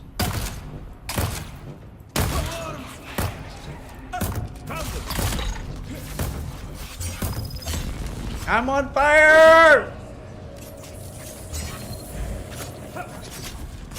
I can't tell from two. Oh, I'm dead. I don't think you can. You revive me? I don't think you can revive me. No, I'm just gonna awaken. All right. Oh, I'm at the checkpoint, right? Okay, that's the wreck of the Xerox. From couch pocket. I can drink from your couch pocket. Wreck of the Xerox. Wow, I didn't know we were playing that game. Yeah. Xerox of the Xerox. Oh, yeah. Yeah, this put me outside by my ornithopter. Okay. Oh, yeah, but I've got Yeah, you may want to throw a respawn beacon down. Remember? Yeah. I did say bring them. The way out. Probably could have put one of them outside before I came in here. Yeah. What did I get out of that chest? That looked interesting. I got Batik Still Suit boots. Nice. This is a one loot. This is a single loot place. Yes, this is a PvP zone. Yeah. So if whoever gets the loot gets the loot. You got nothing but a heartache. All right. Did you get your stuff back yet? I'm up here now. I'm looking. Okay, there's my bag. Okay. Got my bag. Alrighty, I'll catch you later, Wolf. Y'all have fun. All right, man. All right, later, Sword Art.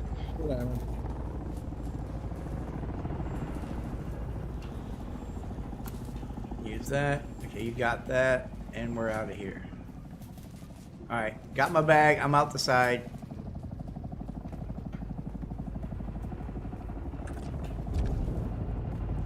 Should probably grab this. You got it, or should you want me? Okay. Got it. All right. let's get back to the base. Ooh. Oh, you playing around with this? Target ground targets. Yes. Well.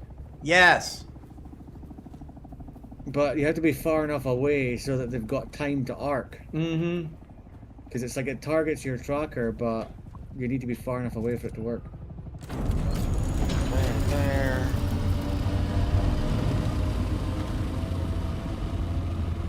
Yeah, I come down. If I lay right there, I can go. They have a little drop. Yeah, well, no, I can. Must. Yeah. So I'm saying I can target something there from higher up. Yeah. Yeah, but see, down low like this, I can lob them inside. Yeah, I mean, if I was lower down, obviously it's just a straight shot, but... Right in there, you know? That is cool. What y'all up to? We're in the deep desert. We're wasting ammo. This is cool. Yeah, we're wasting ammo in the deep desert. All right. Well, folks, we're going to call that a stream for today. We've been on for 3 hours. We've been in the deep desert. We will be back tomorrow with more Dune Awakening and more of the deep desert. If you like what you see, hit that like button. Don't forget to hit the subscribe button. Turn on the notification bell. If you'd like to support the channel, you can either become a YouTube member. Whoop, I'm overheated. Or you can subscribe. You can become a Patreon.